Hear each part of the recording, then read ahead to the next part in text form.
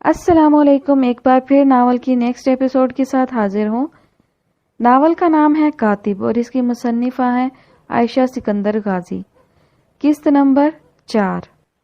کبھی کبھی انسان کو سب سے زیادہ مجبور کرنے والے رشتے ہوتے ہیں جو اسے کہیں کا نہیں چھوڑتے۔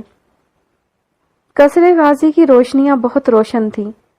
رات تو کافی بیت چکی تھی مگر اس وقت گھر میں شدید قسم کی گرماہٹ چل رہی تھی۔ سارا ماحول ہی بہت حساس اور پرتشدد ہوا تھا۔ یہ منظر تھا بی بی شاہ کے کمرے کا۔ بڑا کشادہ اور کافی کھلا کمرہ تھا۔ ایک طرف بیڈ کی پائنتی پہ بی بی شاہ چھڑی پہ زور ڈالے بیٹھی تھی، جبکہ ان کے سامنے باقی گھر والے جاسم، رحمہ، سکندر، ارم، فرخ اور سبیل بیٹھے تھے۔ آج صبح جب عبیر بی بی شاہ سے ایک بار پھر ملنے آیا تھا تو ارم جان گئی تھی، کیونکہ وہ ایسے کافی فنکشن سے بار بار اٹھ کر جاتی تھی اور ہمیشہ سے ہی ان کو بلانے والا عبیر ہوتا تھا۔ اس نے ان کا مان رکھنے کے لیے گھر کی شکل دیکھنا چھوڑ دی تھی، مگر بی بی شاہ کی انا کو تسکین جانے کب ملنی تھی۔ ایک باپ اور ماں بیٹے سے دور تھے، بھائی بھی دور تھا، سبھی الگ الگ تھے۔ چلو سکندر ہر روز آفس میں ملاقات کر لیتے، مگر ارم تو روز روز نہیں دیکھ پاتی تھی۔ ڈائننگ ٹیبل پہ جب سب بیٹھے ہوتے تو عبیر کی کرسی خالی ہوتی۔ کسی بھی تقریب میں اس کا نہ ہونا شدید قسم کی تکلیف کا باعث بنتا۔ ہادی کی مہندی کی رات ارم نے سکندر سے کہا تھا کہ عبیر کو واپس لانے کے لیے بی بی شاہ سے بات کریں، اور آج ان کے کمرے میں لگی بیٹھک اسی موضوع پر تھی۔ ارم کی آنکھیں آنسوؤں سے بھر چکی تھیں۔ وہ 4 سال سے معافی مانگ رہا ہے بی بی شاہ۔ ابھی تک تو لوگ قاتل کو بھی معاف کر دیتے ہیں اور آپ ایک نافرمانی کا غم نہیں بھولیں۔ 4 سال سے معافی نہ مانگنی پڑتی اسے اگر میری حکم عدولی نہ ہوتی۔ گناہ ہوتا ہے تو معافی مانگی جاتی ہے نا۔ آپ اسے سزا پہ سزا دیے جا رہی ہیں اور وہ چپ چاپ سہ رہا ہے۔ اس کا ظرف دیکھیں اور پھر اپنا۔ آپ تو بڑی ہیں نا اس سے۔ مجھ سے زبان درازی مت کرو ارم۔ وہ آخری دم تک معافی مانگے گا تب بھی میں اپنی تذلیل نہیں بھول سکتی۔ بی بی شاہ وہ آپ کا لاڈلا پوتا ہے اور آپ تو اسے اپنا بیٹا کہتی تھیں، پھر کیوں یہ سب جانے نہیں دے رہی؟ جاسم نے اضافہ کیا۔ تو آج بھائیوں کی یہ محفل ماں کے خلاف اکٹھی ہوئی ہے۔ انہوں نے سب کو باری باری دیکھ کر سر کو ہلایا۔ بوڑھی ہو گئی ہو نا، اب کہاں میرا وہ روب رہے گا؟ اب تو ساری اولاد میرے خلاف کھڑی ہوگی۔ ایسا کچھ نہیں ہے بی بی شاہ، آج بھی آپ کا وہی مقام ہے جو پہلے تھا، وہی قدر ہے جو پہلے تھی۔ تو میرے خلاف یہ محاذ کیوں؟ انہوں نے سکندر کی بات درستی سے کاٹی۔ یہ محاذ نہیں ہے۔ ارم کی حالت دیکھیں، ہمیں دیکھیں، آپ کیوں ضد کر رہی ہیں؟ ہم ماں باپ ہیں اس کے، ہم نے معاف کر دیا تو آپ بھی کر دیں۔ تم کہنا چاہتے ہو میرا اس پہ کوئی حق نہیں؟ ایسا نہیں ہے، آپ یہ دیکھیں اس کی نافرمانی نے خراب کیا کیا ہے۔ مروہ کی شادی ہادی سے ہو گئی۔ برادری میں مان بڑھ گیا کہ عبیر نے ایک امیر خاندان اور باافراد دولت مند لڑکی پر ایک غریب اور مفلس لڑکی سے شادی پر فوقیت دی، ترجیح دی۔ اس نے بڑے ظرف کا کام کیا ہے۔ نہ ہماری عزت پہ حرف آیا اور نہ ہی کچھ اور ہوا۔ پھر یہ سزا کیوں ختم نہیں ہوتی؟ سکندر نے التجائیہ نظروں سے دیکھا۔ اور وہ لڑکی جس کا کوئی خاندان نہیں، کوئی رتبہ نہیں اور تو اور کوئی خون نہیں، ایک یتیم خانے میں پلنے والی لڑکی سے شادی نے ہمارے خاندان کو کچھ نہیں کیا؟ بی بی شاہ وہ لڑکی اب اس دنیا میں نہیں ہے۔ وہ جو تھی جہاں سے تھی، ہمیں اس سے کیا لینا دینا؟ ہمارے لیے ہمارے بچوں کی خوشیاں اہم ہونی چاہیے۔ اور میرے احکام، ان کا کیا؟ آپ کے احکام کا خیال رکھا اس نے۔ جب آپ نے گھر سے بے دخل کیا اب تک وہ گھر نہیں آیا۔ وہ آپ کے احکام کی قدر کرتا ہے۔ کیا فائدہ؟ جس وقت کرنی چاہیے تھی اس وقت نہیں کی، اور اب یہ سب کر کے وہ میرا مان نہیں لوٹا سکتا، انہوں نے سفاکیت سے کہا۔ تو پھر ٹھیک ہے بی بی شاہ، ارم یکدم کھڑی ہوئی۔ عبیر نہیں تو میں بھی نہیں۔ اگر آپ میرے بیٹے کو اس گھر میں نہیں لا سکتی تو میں بھی اس گھر میں 1 منٹ نہیں رکوں گی۔ جا رہی ہوں میں اپنے عبیر کے پاس۔ وہ تیزی سے دروازے کی طرف بڑھی۔ ارم، سکندر نے روکا۔ ارم بھابھی رکیں، سبیل اور رحمہ پیچھے لپکی۔ جاتی ہے تو جائے، اس کے جانے سے قصر غازی مسمار نہیں ہو جائے گا۔ مجھے دھمکیاں دینے والی بہویں پیدا ہی نہیں ہوئیں۔ انہوں نے ایک بار پھر شفافیت سے کام لیا۔ ارم روتی ہوئی اپنے کمرے میں آئی اور جھٹ سے الماری کھول کر اپنے کپڑے نکالنے لگی۔ ان کی ہمت جواب دے چکی تھی۔ کب سے وہ بی بی شاہ اور ان کے ظالمانہ فیصلوں اور اجارہ داری کو برداشت کرتی آ رہی تھی۔ اس گھر میں ان کے حکم کے بغیر کوئی پتا نہیں ہل سکتا تھا، کوئی پلک نہیں جھپک سکتا تھا۔ انہوں نے جو طے کر دیا، جس کا حکم دے دیا، وہ قصر کے مقیموں کا ہر حال میں پورا کرنا ہوتا تھا۔ لیکن عبیر کا معاملہ چونکہ بہت نازک تھا، اس لیے ارم کے لیے اس کو ہینڈل کرنا بہت زیادہ مشکل ہو رہا تھا۔ کوئی بھی ماں اپنے بچوں سے جدائی برداشت نہیں کر سکتی، چاہے وہ کوئی بھی اولاد، جیسی بھی اولاد ہو، مگر ہوتی تو اولاد ہی ہے۔ اس کا بھی اتنا ہی حق ہوتا ہے جتنا دوسروں کا ہوتا ہے۔ سکندر ان کو مزمحل دیکھ رہے تھے۔ انہوں نے بازو سے تھام کر ان کو روکا۔ ارم کیا کر رہی ہو؟ ہوش میں آؤ، وہ التجائیہ انداز تھا۔ ہوش میں اب آئی ہوں سکندر، مجھے میرے بچے سے دور نہیں کیا جا سکتا۔ آخر ماں ہوں میں، کیوں میرے جذبات کا خیال نہیں رکھا جاتا؟ کیوں مجھے بھی باقی ماؤں کی طرح ممتا کی ٹھنڈک نہیں مل رہی؟ وہ روندی ہوئی آواز میں گویا ہوئی، آنسو ٹپ ٹپ گالوں پر گر رہے تھے۔ بھابھی یہ وقت جذبات سے سوچنے کا نہیں ہے، ٹھنڈے دماغ سے کام لینے کا ہے، رحمہ نے کہا۔ ٹھنڈے دماغ سے ہی سوچ رہی تھی اب تک۔ مجھے لگا وہ عبیر کو معاف کر دیں گی۔ ان کی 2 ٹکے کی معافی کے لیے میرا بیٹا در بدر کی خاک چھانتا رہتا ہے۔ ارے نہیں چاہیے ان کی معافی، میں اپنے بیٹے کو خود بھی لا سکتی ہوں اس گھر میں۔ ہم ان کے بے ایمانہ فیصلوں پر ہمیشہ چپ نہیں رہ سکتے۔ وہ ہینگر سے کپڑے نوچ نوچ کر اتارتی کہہ رہی تھی۔ آواز کی ٹون اونچی تھی اور الفاظ کافی سخت تھے۔ تم لوگوں کی بغاوت کا احساس ہو رہا ہے مجھے۔ بی بی شاہ بھی تماشا دیکھنے سکندر کے کمرے میں پہنچ چکی تھی۔ چھڑی پہ کافی زور ڈال رکھا تھا، ماتھا پرشکن تھا اور تاثرات انتہائی سخت۔ اچھا ہے اس دفعہ ہو ہی جائے۔ ارم نے کپڑے ادھر ہی پھینکے اور تیزی سے ان کے سامنے آئی۔ ہمیں سمجھ کیا رکھا ہے آپ نے؟ ہم کوئی کٹ پتلیاں ہیں جنہیں آپ اپنے ہاتھوں سے چلانا چاہتی ہیں، یا ہم کوئی روبوٹک انسان ہیں جو بس آپ کے احکام کے منتظر رہیں؟ ہم نے ہر حال میں آپ کا حکم مانا ہے بی بی شاہ، ہر حال میں۔ لیکن آپ، کیا آپ نے کبھی ہمارے جذبات کے بارے میں سوچا؟ بہو تم بدتمیزی۔ 1 منٹ، میری بات مکمل نہیں ہوئی۔ انہوں نے بی بی شاہ کی بات درستگی سے کاٹی۔ آپ نے زاریہ کے مارنے کا الزام جاسم بھائی پہ لگا دیا۔ ہادی کا عنایا سے نکاح نہ ہونا اس کی بیماری پہ تھوپ دیا۔ مروہ اور عبیر کی شادی ٹوٹنا عبیر پہ جڑ دیا۔ ہر چیز، ہر بدمزگی جو اس گھر میں ہوئی، آپ نے اس کا الزام ہمیشہ دوسروں پہ لگایا۔ انہوں نے ایک ایک لفظ چبا چبا کر کہا، آنسو ابھی بھی نہیں رکے تھے، البتہ دوپٹہ سر سے اتر کر کندھوں پر ڈھلک رہا تھا۔ کبھی آپ نے خود سوچا کہ جو آپ کر رہی ہیں وہ ٹھیک بھی ہے یا نہیں؟ آپ رشتے طے کرتی ہیں لیکن بچوں سے نہیں پوچھتی کہ وہ رشتوں پہ راضی ہیں یا نہیں۔ کاش آپ یہ پوچھتی اور ان کی پسند کو ترجیح دیتی، لیکن نہیں۔ ہر چیز میں من مرضیاں ہیں آپ کی اور کچھ نہیں۔ انتہائی خود غرض واقع ہوئی ہیں آپ بی بی شاہ۔ بی بی شاہ کی چھڑی پہ زور مزید بڑھا۔ سکندر اپنی بیوی کو لگام ڈالو۔ لگام ہی ڈال رکھی ہے اب تک۔ ارم کا دل پھوٹ رہا تھا۔ ہمیشہ کہتے تھے بی بی شاہ کا فیصلہ قابل احترام ہونا چاہیے، ان کی قدر کرو۔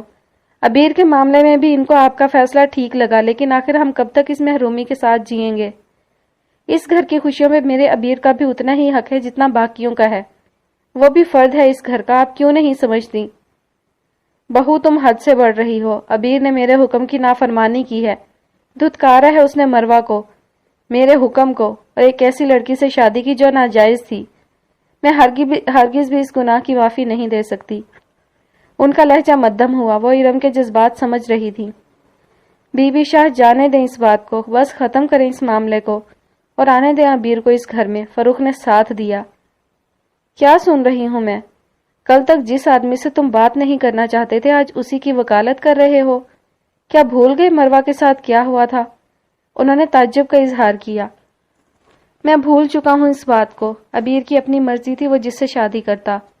میری بیٹی کو بہتر شوہر مل چکا ہے، وہ خوش ہے، تو مجھے کیا ضرورت ہے بغض رکھنے کی، بیر رکھنے کی؟ انہوں نے لاپرواہی سے شانے جھٹکے۔ بی بی شاہ نے بغور سب کا جائزہ لیا۔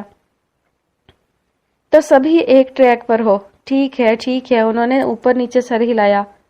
ایک تم لوگوں کا فیصلہ، تم لوگوں کی رائے اور الزامات، ان سب کے سامنے رکھ میں فیصلہ کرتی ہوں کہ عبیر کو ہرگز معاف نہیں کروں گی۔ اس بات کو اپنے پلو سے باندھ لو، ہمیشہ کے لیے۔ کافی خود غرضی سے کہا گیا۔ ارم کے دل میں ایک ٹیس سی اٹھی، مگر سکندر نے ان کے کندھے پر ہاتھ رکھ دیا۔ رحمہ اور سبیل نے بھی خود ترس نگاہوں سے دیکھا، جبکہ بی بی شاہ جا چکی تھی۔ وہ سکندر کے سینے سے لگ کر بلک بلک کر رونے لگی۔ کچھ دیر میں سسکیوں کی آواز پورے کمرے میں گونجنے لگی۔ رحمہ اور سبیل اسے تسلی دے رہی تھی۔ جاسم اور فروخ بھی فکر مندی سے دیکھ رہے تھے۔ کچھ نہیں ہوگا، میں بات کرتا ہوں بی بی شاہ سے، وہ میری بات نہیں ٹالیں گی، تم بس حوصلہ رکھو۔ سکندر نے ان کا سر تھپ تھپایا۔ ان کے حوصلے اور تسلی کے سہارے تو وہ بیٹھی تھی، ورنہ کون سی ماں ہوتی ہے جو اپنے بیٹے کے جانے پر خوش ہو، جو بیٹے کی خوشیاں نہ دیکھنے پر راضی ہوں۔ بی بی شاہ کی خود غرضی نے کافی سخت وقت دکھایا تھا۔ مانا کہ واجد شاہ غازی کے بعد کاروبار اور گھر انہوں نے دیکھا، سنبھالا اور اس مقام تک پہنچایا، لیکن احسان کو کون فراموش کر رہا تھا؟ ہر فیصلے میں رائے لینا ضروری ہوتا ہے۔ فیصلہ ہمیشہ بڑے کرتے ہیں، مگر فیصلہ بھی تو ٹھیک ہونا، ایک ایسا فیصلہ ہو جو جائز ہو اور جس سے سب راضی ہوں، ہر ایک کو منظور ہو۔ ابیر کا فیصلہ ایک حکم تھا، اس میں کسی کی ذاتی رائے شامل نہیں تھی۔ اوپر تو ایک ہنگامہ برپا ہو چکا تھا، مگر نیچے لاؤنج میں کبیر اپنے بچوں انشرا اور فاتح سے لگا ہوا تھا۔ صفا مروہ سے بات کر رہی تھی، انایا کتاب پڑھ رہی تھی، جبکہ ہادی موبائل میں لگا تھا۔ ساتھ ساتھ وہ انشرا کی چاچو چاچو بھی سنتا رہا۔ لگتا ہے بی بی شاہ پھر سے جیت گئی ہیں۔ ہادی نے موبائل ایک طرف رکھا۔ وہ اور مروہ کچھ دیر پہلے ہی واک سے واپس آئے تھے۔ اس کی بات سن کر سب چھینپ گئے، پھر گہری سانس لی۔ ان سے کون جیتا ہے آج تک؟ یہ تبصرہ انایا نے کتاب کا صفحہ پلٹتے ہوئے استہزائیہ انداز میں کہا۔ کیوں، کیا ہوا؟ مروہ نے سب کو ناسمجھی نظروں سے دیکھا۔ اسے ابیر کے معاملے کے بارے میں کچھ معلوم نہیں تھا، اور نہ ہی وہ جانتی تھی کہ سب اس کی گھر واپسی کا فیصلہ کرنے گئے ہیں۔ کچھ خاص نہیں، وہی پرانا معاملہ، ابیر بھائی کے قصر آنے کا، مگر لگتا ہے اس بار بھی بی بی شاہ نے کسی کی نہیں سنی، ہادی نے رسان سے کہا۔ مروہ کی تیوری چڑھی، وہ فوراً اٹھی اور پیر پٹکتے ہوئے سیڑھیاں چڑھ گئی۔ اسے کیا ہوا؟ صفا نے تعجب سے پوچھا۔ اس کا اچانک اٹھ کر جانا سب کو حیران کر گیا سوائے ہادی کے، کیونکہ وہ جانتا تھا وہ کیوں اٹھ کر گئی ہے۔ اس نے گہری سانس بھری، پھر گھٹنوں پر ہاتھ رکھ کر کھڑا ہوا۔ ایک شاندار لڑائی کے بعد نتیجہ 0 نکلا تھا۔ اس نے کمرے میں آ کر دروازہ ایک جھٹکے سے بند کر دیا۔ اس کی سانسیں چڑھ چکی تھی، چہرے پر ابیر کی دھتکار سامنے آ رہی تھی۔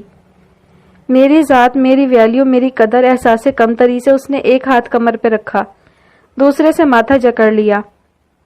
وہ کسی بھی حال میں ابیر کو یہاں برداشت نہیں کر سکتی تھی۔ اس کا گھر آنا ایک بڑی تذلیل تھی۔ وہ ہر حال میں اپنی اذیتوں اور ابیر کی دھتکار کو بھلانا چاہتی تھی۔ وہ اپنی محبت بھول جانا چاہتی تھی، مگر غلطی سے ابیر یہاں آ گیا تو ہر وقت اس کی نظروں کے سامنے ہوگا۔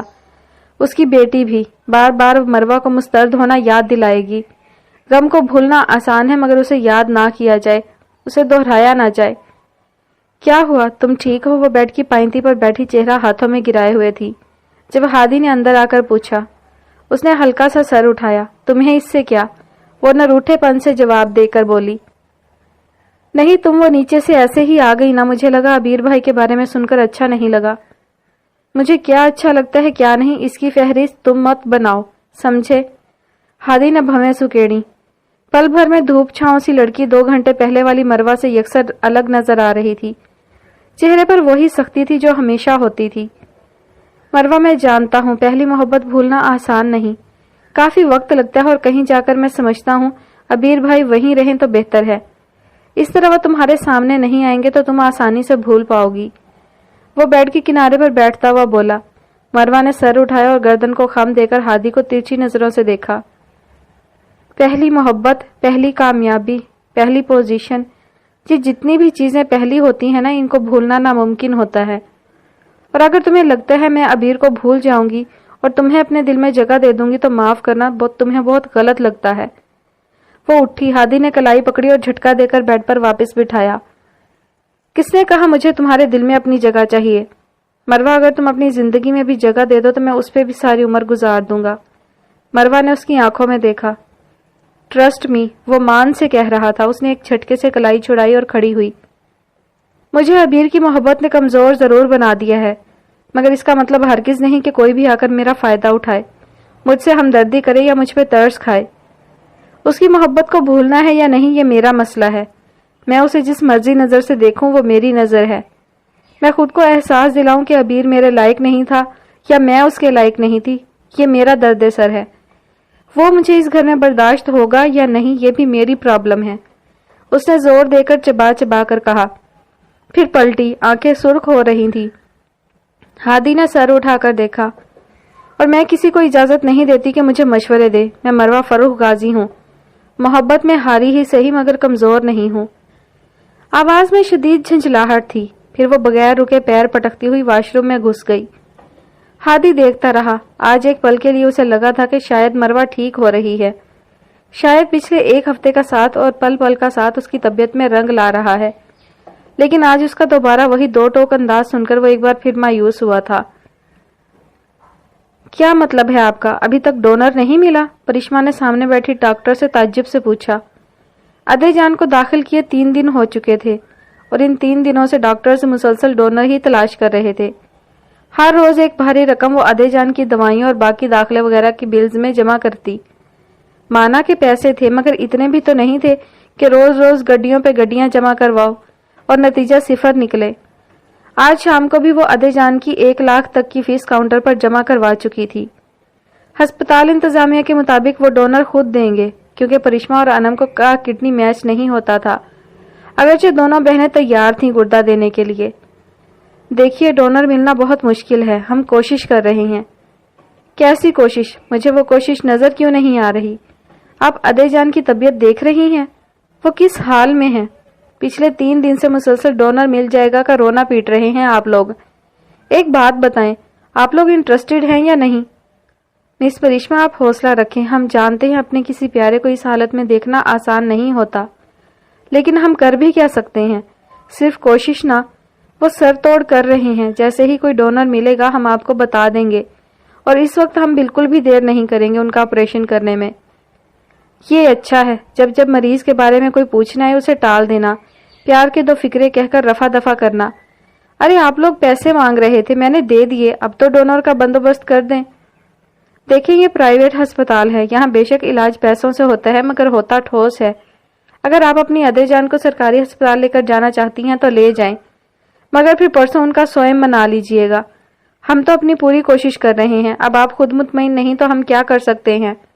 ڈاکٹر بیزار تھی کیونکہ پرشما ہر روز ان سے ڈونر کے بارے میں پوچھتی، سوال کرتی اور ہمیشہ یہ جواب آتا، ہم کوشش کر رہے ہیں۔ اس نے گہری سانس لی اور شانے ڈھیلے چھوڑ دیے۔ ٹھیک ہے، لیکن کب تک ایسے چلے گا؟ ادے جان کے گردے ختم ہو چکے ہیں، وہ کب تک ڈائلیسس پر رہیں گی؟ ان مشینوں کے ذریعے کب تک سانس لیں گی؟ اس کی آنکھیں بھرنے لگی تھی۔ ڈاکٹر نے ہاتھ بڑھا کر پرشما کے ہاتھ پر رکھا۔ میں ایک طبیب ہونے کی حیثیت سے آپ کا درد سمجھ سکتی ہوں، آپ دعا کریں اور اللہ سے اچھے کی امید رکھیں، سب ٹھیک ہو جائے گا۔ وہ تسلی دے رہی تھی یا صبر کی تلقین کر رہی تھی، وہ سمجھ نہیں سکی، مگر جو بھی تھا اسے اچھا ضرور لگا۔ ڈاکٹر کے کمرے سے وہ بوجھل قدموں سے نکلی تھی، اس کی چال میں لرزش سی تھی، وہ ڈگمگا رہی تھی۔ جو ستون کسی چیز سے نہیں ڈگمگاتے انہیں زلزلہ جھنجھوڑ دیتا ہے۔ ادے جان کمرے میں اسی طرح وینٹیلیٹر پر لیٹی تھی، آکسیجن ماسک لگا ہوا تھا۔ آج صبح ڈاکٹرز نے ان کو بے ہوش نہیں کیا تھا بلکہ انہیں پورے ہوش میں رکھا تھا۔ ایسا نہیں تھا کہ وہ بات بھی نہیں کر سکتی تھی، وہ بولتی تھی، انم اور پری کو پریشان نہ ہونے کا کہتی، کچھ کھا لیتی، مگر ان کو سانس لینے میں دشواری ہو رہی تھی۔ 24 گھنٹے وہ ڈائلیسس کی مصنوعی زندگی گزار رہی تھی۔ ان کے خون کو مسلسل صاف ہو کر رہنا تھا ورنہ ان کی جان کو خطرہ ہو سکتا تھا۔ آج صبح کے ہوش کے بعد سہ پہر کو ڈاکٹرز نے دوبارہ ان کو سلا دیا اور ابھی تک وہ سو رہی تھی۔ کل پرشما کی ان سے ملاقات ہوئی، بات بھی ہوئی مگر آج نہیں ہو سکی۔ ہلکے مالٹے رنگ کی قمیض اور سفید شلوار میں ملبوس پرشما نے سیاہ شال کندھوں سے ہٹائی اور صوفے پر ایک طرف رکھ دی، پھر گھٹنوں پر کوہنیاں رکھی اور چہرہ ہاتھوں میں گرا دیا۔ وہ ذرا سا سر اٹھا کر ادے جان کو دیکھ رہی تھی۔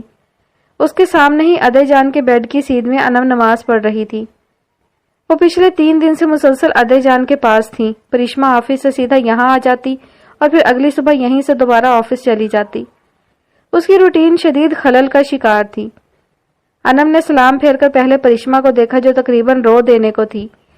جب تمام تکالیف اکٹھی ہو جائیں تو انسان پسیج جاتا ہے، کیا صحیح ہے کیا غلط، کیا کرنا چاہیے کیا نہیں، ہر چیز کے درمیان گھر کر رہ جاتا ہے۔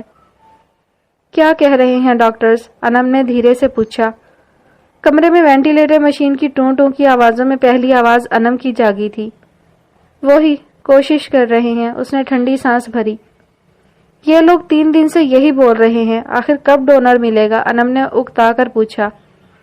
جب ان کے کھاتے بھر جائیں گے، وہ سوچ میں ڈوبی ہوئی غیر مرئی نقطے پر نظریں ٹکائے کہہ رہی تھی۔ ہمیں بے وقوف سمجھتے ہیں، ہر روز لاکھوں روپے جمع کرواؤ اور علاج کے نام پہ صرف ایک انجیکشن۔ ڈاکٹر نہیں ہیں، تاجر ہیں، بلڈی بزنس مین۔ وہ نفرت سے پھنکاری۔ صبح منتشا اور سمن آئی تھی۔ میں منتشا کو لے کر ڈاکٹر کے پاس گئی، مجھے بھی یہی کہا کوشش کر رہے ہیں۔ انم نے بتایا۔ وہ چونکی، وہ دونوں یہاں آئی تھی؟ ہاں، ادے جان کا پوچھنے۔ ادے جان نے ڈھیروں باتیں کی ان سے، سمن سے تو کافی دلچسپی سے باتیں کر رہی تھی۔ انم مسکرائی۔ انم نے تکلیف سے اپنی بہن کو دیکھا جس کا انگ انگ تکلیف سے بھرا تھا، جس کا خلیہ خلیہ تھکا ہوا تھا۔ 4-5 دنوں سے مشینوں کی طرح کام کر رہی تھی وہ۔ رات کو سونا تو دور، وہ آنکھ بھی نہیں لگنے دیتی تھی۔ رات کے آخری پہر سو جاتی جب انم جاگ چکی ہوتی۔ صبح 8:30 بجے انم اسے اٹھا دیتی تو وہیں سے کپڑے وغیرہ تبدیل کر کے وہ آفس چلی جاتی، اور پچھلے کئی دنوں سے جاری ابیر کے ٹارچرز نے بھی اس کا سکون برباد کر دیا تھا۔ انم نے اس کے گھٹنوں پر ہاتھ رکھا۔ کل تم یہاں مت آنا، گھر چلی جانا، ادے جان کے کچھ کپڑے ہیں وہ دھو دینا، کچھ کھانا بنا کر لے آنا، خود بھی آرام کر لینا، ٹھیک ہے؟ اس نے سر اٹھایا۔ ادے جان کو چھوڑ کر نہیں جا سکتی، ان کے ساتھ میں ہوں نا، تم گھر میں آرام کر لینا، یہ حالت رہی تو مر جاؤ گی۔ اتنی سی شکل نکل آئی ہے، آفس کے ڈھیروں کام کرتی ہو، اپنا خیال نہیں رکھو گی تو ادے جان کو کیسے سنبھالو گی؟ میں رکھ لوں گی، تم فکر مت کرو۔ پری پلیز، اس نے درست لہجے میں ٹوکا، جانتی ہوں تم ہٹلر کے خاندان سے ہو، مگر اس کا مطلب ہرگز نہیں کہ اپنی صحت کو بھول جاؤ۔ اس وقت ادے جان کو ہم افورڈ کر سکتے ہیں، اگر تمہیں کچھ ہو گیا تو میں کیا کروں گی؟ کیسے سنبھالوں گی سب کچھ؟ تم میری ڈھارس ہو، پلیز میری بات مانو۔ اس کی التجائیہ انداز پر پری مسکرائی۔ ادے جان ہماری ڈھارس ہیں، ٹھیک ہے، تم مجھے کپڑے اور برتن دے دو، میں دھو کر لے آتی ہوں۔ اگر تمہیں کچھ چاہیے ہو تو وہ بھی بتا دو تاکہ میں لیتی آؤں۔ کچھ نہیں چاہیے، لاکھوں روپے لے کر یہ لوگ سٹے تو اچھا دے رہے ہیں۔ خیر تم ابھی سو جاؤ، مجھے تمہاری طبیعت ٹھیک نہیں لگ رہی۔ اب وہ انم کو کیسے بتائے کہ آفس میں روز روز کیا کیا تماشے ہوتے ہیں، ابیر کی بڑھتی ہوئی نفرت اور نخوتیں کیسے برداشت ہوتی ہیں۔ وہ تو اشال سے بھی نہیں مل پاتی، پہلے تو چلو وہ چھوٹی چھوٹی باتیں کر کے دھیان بھٹکا دیتی تھی، مگر اب ابیر کے بار بار ٹوکنے پر بہت کم آتی تھی، مگر آتی ضرور تھی۔ وہ فاطمہ سے زیادہ پرشما کے پاس رہنا پسند کرتی، اور کاش ابیر جانتا اشال ایسا کیوں کرتی ہے۔ جانے جس دن سچائی سامنے آئے اس کا ری ایکشن کیا ہوگا؟ جو بھی ہوگا کم از کم اچھا نہیں ہوگا۔ اس نے سر جھٹکا۔ انم دعا مانگ چکی تھی اور جائے نماز اٹھا رہی تھی۔ اٹھ کر اس نے پرشما کے سر پر ہاتھ رکھا اور کچھ پڑھ کر پھونکا۔ اس کے اندر تک سکون اتر گیا۔ اسی طرح وہ ادے جان تک آئی اور ان پر پھونکا، شاید ان کو بھی سکون ملا تھا۔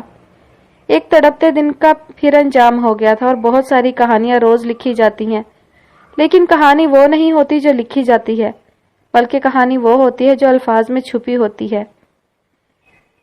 ابیر ہاؤس پہ صبح کی آمد ہو چکی تھی۔ مارکلا کی پہاڑیوں پر ٹھنڈ سی اتری تھی، چاروں طرف ہوا تیزی سے سرسرا رہی تھی۔ ایسے میں ابیر ہاؤس کے اندر آؤ تو ابیر گھڑی کلائی سے باندھتا سیڑھیاں اتر رہا تھا۔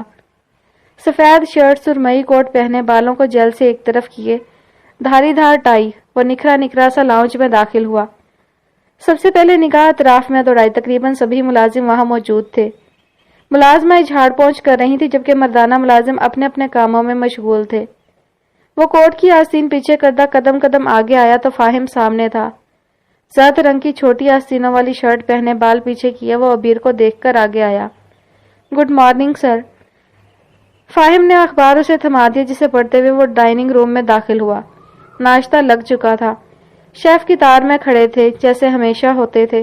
خستہ خستہ ناشتے کی خوشبو اس کے نتنوں سے ٹکرائی تو اس نے اخبار ایک طرف رکھا اور کرسی کھینچ کر بیٹھ گیا۔ ناشتے کی پلیٹ آگے کھسکائی جس میں آملیٹ تھا۔ چشمہ، اس نے گردن کو خم دے کر فاہم کو دیکھا۔ وہ چونکا، پھر پھرتی سے چشمہ ابیر کو پکڑا دیا۔ ابیر نے اخبار پڑھنا شروع کیا، ساتھ ساتھ وہ آملیٹ کا ٹکڑا منہ میں ڈال رہا تھا۔ سر چلی ساس، فاہم نے یاد دلایا۔ نہیں، اس نے منع کر دیا۔ جانے کیوں وہ کچھ دنوں سے چلی ساس نہیں کھا رہا تھا، حالانکہ یہ اس کا پسندیدہ تھا، آملیٹ پہ چلی ساس ڈال کر پراٹھے کے ساتھ کھانا۔ اس نے کچھ دیر توقف کیا، پھر سر اٹھا کر فاہم کو دیکھا۔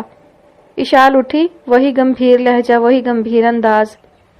جی سر، فاطمہ لا رہی ہے۔ فاطمہ جانتی تھی کہ کب عبیر اٹھتا ہے، اس لیے وہ اشال کو اٹھا دیتی تھی۔ عبیر نہ ناشتہ اشال کے بغیر کرتا، نہ لنچ اور نہ ہی ڈنر۔ وہ ہمیشہ اشال کے ساتھ کھاتا، جو بھی کھاتا۔ عبیر نے چائے کی چسکی بھری تو فاطمہ نے اشال کو سامنے کیا۔ سفید اور نیلے رنگ کے ٹائٹ سوٹ میں ملبوس، بکھرے بال، خمار آلود آنکھیں، جیسے بہت روئی ہو، سوجا ہوا چہرہ جیسے رو رو کر سوئی ہو۔ وہ آنکھیں رگڑ رہی تھی، یعنی پھر سے رو رہی تھی۔ عبیر نے ہاتھ بڑھا کر اسے فاطمہ سے لیا اور اپنی گود میں بٹھا دیا۔ کیا ہوا میری جان، آپ رو رہی ہیں؟ اس نے اشال کے آنسو صاف کیے۔ سر ضد کر رہی ہیں اس لڑکی کے پاس جانے کی، فاطمہ نے جیسے اطلاع دی۔ اس نے سر اٹھا کر فاطمہ کو دیکھا، پھر ایک نظر روتی اشال پر ڈالی اور اگلے ہی لمحے اس نے اشال کو اپنی طرف گھمایا۔ تم سمجھتی کیوں نہیں ہو؟ کیا نظر آ گیا ہے تمہیں اس لڑکی میں؟ کتنی بار سمجھایا ہے اس کے پاس مت جاؤ، دور رہو اس سے، مگر نہیں، تمہیں تو پاپا کی کوئی بات نہیں سننی۔ دیکھ رہی ہو فاطمہ آنٹی تمہاری وجہ سے کتنی پریشان ہے۔ 2 سال سے آپ کو پال رہی ہیں اور اب تم اس 2 دن کی لڑکی کے پاس جانا چاہتی ہو۔ وہ غصہ کر رہا تھا۔ اشال اس کی ساری باتیں سمجھ نہیں پا رہی تھی، مگر اس کا لہجہ اور انداز تو 8 مہینے کا بچہ بھی سمجھ جاتا۔ بعض اوقات دکھانے کے لیے الفاظ ضروری نہیں ہوتے، کچھ لہجے بھی ایسے ہوتے ہیں جو انسان کو تکلیف کی آخری حد تک لے جاتے ہیں۔ سر آپ انہیں مت ڈانٹیں، یہ بچی ہے، میں سمجھا دوں گی۔ اسے بھی سمجھاؤ، وہ جو آفس میں بچی ہے اسے بھی کوئی سمجھائے، لیکن واللہ سمجھتی دونوں نہیں ہیں، 1 نمبر کی ضدی اور اڑیل ہیں۔ اس نے کوفت سے کہا۔ پیچھے کھڑا فاہم کچھ مزمحل ہوا۔ فاطمہ نے بھی نظریں گرا دیں۔ اشال اگر آپ نے اس لڑکی سے ملنا بند نہیں کیا تو میں آپ کو کبھی آفس نہیں بلاؤں گا۔ آپ فاطمہ آنٹی کے پاس پورا دن رہیں گی اور میں صرف رات کو 1 گھنٹے کے لیے آپ سے ملوں گا، سمجھی؟ اور یہاں بن موسم برسات شروع ہو گئی۔ اشال کی آنکھوں سے آنسو ٹپ ٹپ گرنے لگے۔ وہ منہ میں انگلی ڈالے باپ کو دیکھ رہی تھی، سن رہی تھی، برداشت کر رہی تھی۔ وہ چیخ رہی تھی مگر عبیر بہرا تھا، بالکل بہرا۔ اس نے اشال کو واپس فاطمہ کو پکڑا دیا۔ اشال نے فاطمہ کے گرد ہاتھ حائل کیے۔ اب جو بھی تھا، جیسے بھی تھا، برداشت کرنا تھا۔ باپ کے پاس وقت نہیں تھا، اور جو وقت تھا وہ کام کے لیے تھا، بیٹی کے لیے نہیں۔ جہاں تھوڑا بہت مل رہا تھا اس پہ پابندی کا آج نوٹس دے دیا گیا تھا۔ عبیر نے ایک آخری نظر ڈالی، پھر لمبے لمبے ڈگ بھرتا لاؤنج میں آیا۔ فاہم اس کے پیچھے تھا، ہاتھ میں عبیر کا آفس بیگ پکڑا ہوا تھا۔ لاؤنج میں آتے ہی اس کے قدم رکے۔ بیرونی دروازے سے اندر آتے وجود کو دیکھ کر اس کے قدم رکے تھے۔ وہ اپنی جگہ ساکن کھڑا تھا۔ پہلے تاثرات حیرانی میں بدلے، پھر خوشگوار حیرت میں، پھر مسکراہٹ، آخر میں شدید جذبات۔ وہ ارم کو دیکھ کر قدم قدم ان کی طرف بڑھنے لگا۔ ارم سرخ رنگ کے کامدار جوڑے میں ملبوس، شال کندھوں کے گرد کیے، اسے دیکھ کر ساکت ہو گئی۔ کل رات بی بی شاہ سے لڑنے کے بعد وہ یہاں آئی تھی۔ گھر نہیں چھوڑا تھا، بلکہ اپنے بیٹے کے پاس کچھ دن رہنا چاہتی تھی۔ وہ ماں تک پہنچا، پھر ذرا سا جھک کر ان کو شدت سے گلے لگایا، ایسی شدت جیسے برسوں کی پیاس ہو۔ سر کندھے پہ ٹکا دیا، اور اگر وہ بیٹا نہیں بیٹی ہوتا تو اب تک ارم کا کندھا آنسوؤں سے تر ہو چکا ہوتا۔ مگر وہ عبیر سکندر غازی تھا، جسے ہر بار آزمایا جانا تھا، جسے ہر اصول پر کھرا اترنا تھا۔ ارم ماں تھی، وہ رونے لگی۔ عبیر کا کندھا نم ہو گیا۔ کافی دیر بعد اس نے سر پیچھے کیا اور سیدھا ہوا۔ وہ رو نہیں رہا تھا، مگر آنکھیں سرخ ہو چکی تھیں۔ ارم نے اس کے گال پہ ہاتھ رکھا۔ کیسے ہو؟ عبیر مغموم سا مسکرایا اور ہاتھ بڑھا کر ان کے آنسو صاف کیے۔ زندہ ہوں۔ الفاظ سخت تھے، ظاہر ہے وہ ماں کے ہوتے ہوئے بھی یتیم تھا، ایسا کہنا حق بنتا تھا۔ ارم نے آنکھیں میچیں اور آنسو ٹپ ٹپ لڑک گئے۔ میں بھی زندہ ہوں، انہوں نے مسکرا کر کہا۔ عبیر نے ان کے کندھے کے پیچھے گارڈز کو بیگ گھسیٹ کر اندر لاتے دیکھا۔ ارم نے اس کی نظروں کا تعاقب کیا، پھر رخ گھمایا۔ یہ میرا سامان ہے، اپنے بیٹے کے پاس کچھ دن رہنے کے لیے آئی ہوں۔ عبیر کو بتایا۔ وہ چونکا۔ بی بی شاہ؟ گھر کی عورتوں کا عبیر سے ملنا ممنوع تھا، صرف مرد مل سکتے تھے، اور وہ بھی اس لیے کہ عبیر کے بغیر کاروبار بڑھانا ناممکن تھا۔ اس کی بات پہ وہ تعصب سے ہنسی۔ کون بی بی شاہ؟ جیسے کوئی فرق ہی نہیں پڑا تھا انہیں۔ عبیر نے ان کا ماتھا چوما اور سر جھکا کر دیکھا۔ بہت یاد آتی تھی آپ، جیسے چھوٹے بچے شکایت کرتے ہیں جب وہ اسکول سے آنے کے بعد ماں کو گھر نہیں دیکھتے، جیسے وہ ماں کو کہیں چلے جانے کے بعد کہتے ہیں، جیسے ماں عرصے تک کہیں چلی جائے اور واپس آئے تو بچے پوچھتے ہیں۔ میں کبھی بھولی ہی نہیں۔ मगर अब रस्म और रिवाज को ख़त्म होना होगा, उन्होंने वसूख से कहा। यकीनन, अबीर ने हिमायत की। मेरी पोती कहाँ है इशाल? उन्होंने जज्बात से सरशार होकर पूछा। इशाल पीछे ही थी फातिमा की गोद में, सर उसके कंधे पर टिकाए। अबीर ने उन्हें अपने हिसार से आज़ाद किया तो वो इशाल तक आई, हाथ बढ़ाकर उसे फातिमा की गोद से लिया।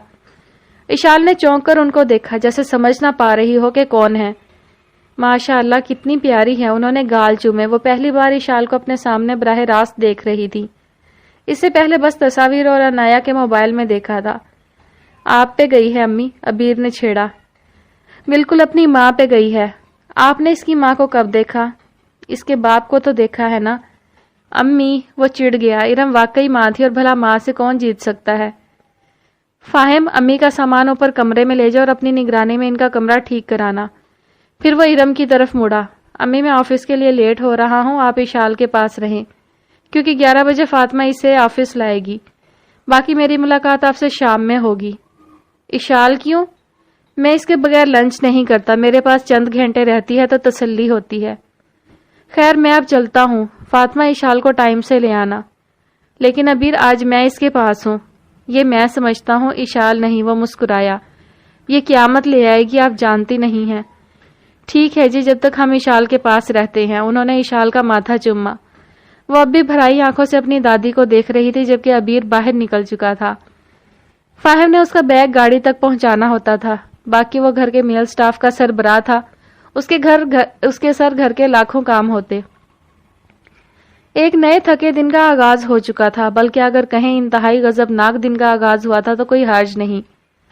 आज का दिन यकीनन अबीर सिकंदर गाजी पे बहुत भारी साबित होने वाला था, और वो इस बात से बेखबर गाड़ी में बैठ चुका था। उसे क्या मालूम आने वाली घड़ियां कितनी भयानक और तकलीफ देह हैं। ये भी अच्छा है कि इंसान नहीं जानता अगले लम्हे उसके साथ क्या होना है। अगर वो जानता तो कितना फिक्रमंद रहता, और वो जानता तो आजमाया कैसे जाता।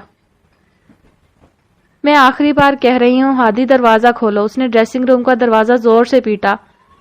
सुबह ही सुबह वो सुबह बखैर वाला झगड़ा होने के बाद हादी ड्रेसिंग रूम में घुसकर रूम लॉक कर चुका था। आज मरवा ने सुबह सवेरे अपनी दोस्त के साथ किसी आउटलेट जाना था। औरत थी, सेल के कपड़ों से फायदा तो उठाना था, और वो भी ऐसे कपड़े जो मरवा पहनती थी, जीन्स, शर्ट्स वगैरह। अगर खरीदने ना भी हो तो विंडो शॉपिंग हर लड़की करती है। हादी उसे अपने साथ कहीं ले जाना चाहता था, मगर उसका कहीं और प्रोग्राम सुनकर एक यही तरीका था जिसके जरिए उसे रोका जा सकता था, उसे तैयार ना होने देकर। तुम मेरे साथ जाओगी, उस अजिया के साथ हरगिज नहीं, हादी ने अंदर से तरदीद की। जब सुबह उसे मालूम हुआ कि वो अजिया के साथ शॉपिंग पे जा रही है तो हादी समझ गया कि अजिया का मकसद शॉपिंग करना नहीं था, वो कुछ और करना चाहती थी। शायद वो मरवा को शादी की रात के हवाले से कुछ बताना चाहती थी, उस वीडियो और उन कुछ तस्वीर के बारे में जो उसने मरवा को ब्लैकमेल करने के लिए ली थी। ऐसी सिचुएशन में मरवा को अजिया से दूर रखना ही बेहतर था, और उस अजिया की बच्ची को तो हादी अपने हाथों से ठीक करना चाहता था। पिछले 1 हफ्ते से तुम्हारे साथ घूम फिर रही हूँ, आज मैं अपनी दोस्त के साथ जाऊंगी, और जरूर जाऊंगी। वो भी अटल लहजे में बोली, जैसे कोई फर्क ही ना पड़ रहा हो। फिर उन्हीं कपड़ों में जाओ, क्योंकि बाकी कपड़े तुम्हें आज पहनना नसीब होने से रहे। वो 2 टोक लहजे में बोला। मरवा ने ग्लास स्लाइडिंग डोर पर गिरफ्त मजबूत की, मगर दफ्तन उसे कुछ सोचा। एक इस्तेज़ाइया मुस्कुराहट ने उसके लब छुए। उसने हाथ स्लाइड से पीछे कर लिए।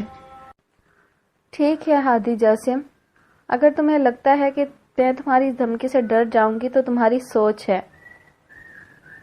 मेरा अपना कमरा, यानी जब मैं सिंगल थी, वो वाला कमरा अभी सलामत है, और खैर से मैंने अपना एक भी ड्रेस नहीं फेंका। सो मैं जा रही हूँ अपने कमरे में तैयार होने, तुम बैठे रहो अंदर, सपाट लहजे में कहा, और फिर हंसते हुए मुड़ी और कमरे से बाहर निकली। हादी को यह सुनकर झटका लगा था। वो स्लाइड सरकाए बाहर निकला, और मगर मरवा कमरे से बाहर जा चुकी थी। वो कमरे से बाहर आई तो राहदारी में अनाया को बैग संभालता देखा। तैयार होते कहीं जाते देखकर रुकी। सुबह ही सुबह डोली कहाँ उठी है मोहतरमा की। मरवा की तंजिया आवाज पर वो चौंकी और सर उठाया। स्याह नाइट सूट की आस्तीनें कोहनियों तक मोड़े वो सादगी में डूबी लड़की अनाया से सवाल कर रही थी। उसने गहरी सांस ली। समन के साथ कुछ जरूरी काम के सिलसिले में जा रही हूँ। क्यों, तुम्हें भी जाना है? नहीं, हरगिज नहीं, तुम्हारे 2 टके के जरूरी काम में मुझे दिलचस्पी नहीं। उसने बालों की लट को पीछे करते हुए शाने उचकाए। مروہ میری بات سنو، تم صرف میرے ساتھ۔ ہادی جو ہڑبڑا کر کمرے سے نکلا تھا مروہ کو دیکھ کر بولا، پھر ساتھ انایا کی طرف نگاہیں اٹھی تو رکا۔ انایا نے دونوں کا بغور جائزہ لیا۔ اچھا تو یہ صبح ہی صبح تم دونوں کا دنگل شروع ہو گیا، اس نے اکتاہٹ سے پوچھا۔ ہم دنگل کھیلیں، کشتی لڑیں، نیزہ بازی کریں، تلواریں اٹھائیں، تم ہوتی کون ہو پوچھنے والی؟ کہ تمہیں کسی نے نہیں سکھایا میاں بیوی کے درمیان پوپٹ بن کر نہیں پھدکتے؟ مروہ نے زبان پر مرچیں رکھیں۔ انایا نے شانے اچکائے۔ مجھے کیا بھائی، میری بلا سے دونوں ایک دوسرے کو مار دو، لیکن وہ کیا ہے نا، اچھا نہیں لگتا بلی چوہے کا کھیل پورے گھر میں۔ ہادی تو چلو سمجھدار ہے، لیکن تم بھی ذہین ہونے کا کچھ ثبوت دو۔ انایا نے آڑے ہاتھوں لیا۔ تم مجھ سے اس طرح؟ لیڈیز ریلیکس، ہادی نے دونوں کے درمیان آ کر ٹوکا۔ تم دونوں ایسے مت لڑو۔ انایا تم کہیں جا رہی تھی نا؟ بالکل، مگر محترمہ نے خود ہی روکا مجھے، وہ ناک بسور کر بولی۔ تو ٹھیک ہے تم جاؤ، اور مروہ تم بھی کہیں جا رہی تھی؟ ہاں مگر تم، وہ یکدم رکی، انایا کی طرف دیکھا جو وہیں کھڑی تھی۔ تم یہاں کیوں کھڑی ہو؟ جاؤ، ہاتھ پھیرا کر اشارہ کیا۔ جا رہی ہوں، وہ اسی لہجے میں بولی اور پھر لمبے لمبے ڈگ بھرتی راہداری میں آگے غائب ہو گئی۔ مروہ ہادی کی طرف پلٹی۔ تو مجھے اجیا کے ساتھ نہیں جانے دیا جائے گا؟ کم از کم اجیا کے ساتھ ہرگز نہیں۔ وہ میری بیسٹ فرینڈ ہے، ایک ایک لفظ پر زور دے کر بولی، اور ہادی نے سوچا کاش مروہ جانتی کہ وہ بیسٹ فرینڈ ہے اور کس حد تک بیسٹ فرینڈ شپ نبھاتی ہے۔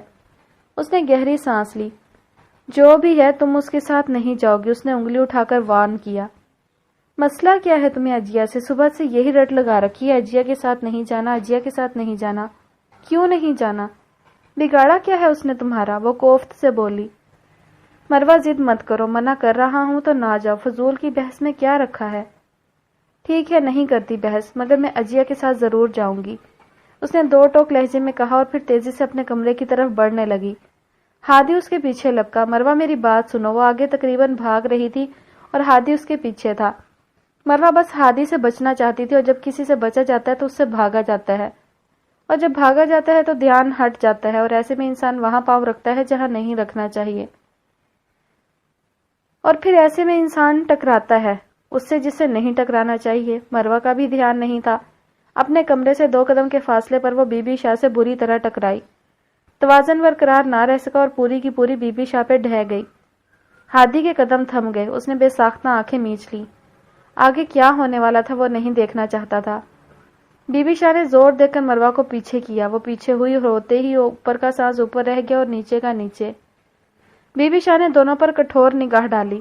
وہ ناشتہ کر کے اوپر اپنے کمرے میں جا رہی تھی۔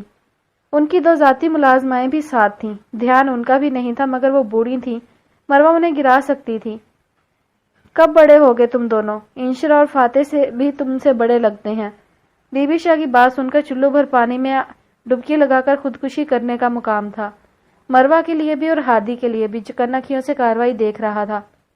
چلو، انہوں نے ملازموں کو حکم دیا، لیکن وہ چند قدم چلنے کے بعد رکی۔ ان کی پشت پہ مروہ اپنے کمرے کا دروازہ کھول رہی تھی جب بی بی شاہ آگے جا کر پلٹی اور مروہ کو گمبھیر تاثرات سے دیکھا۔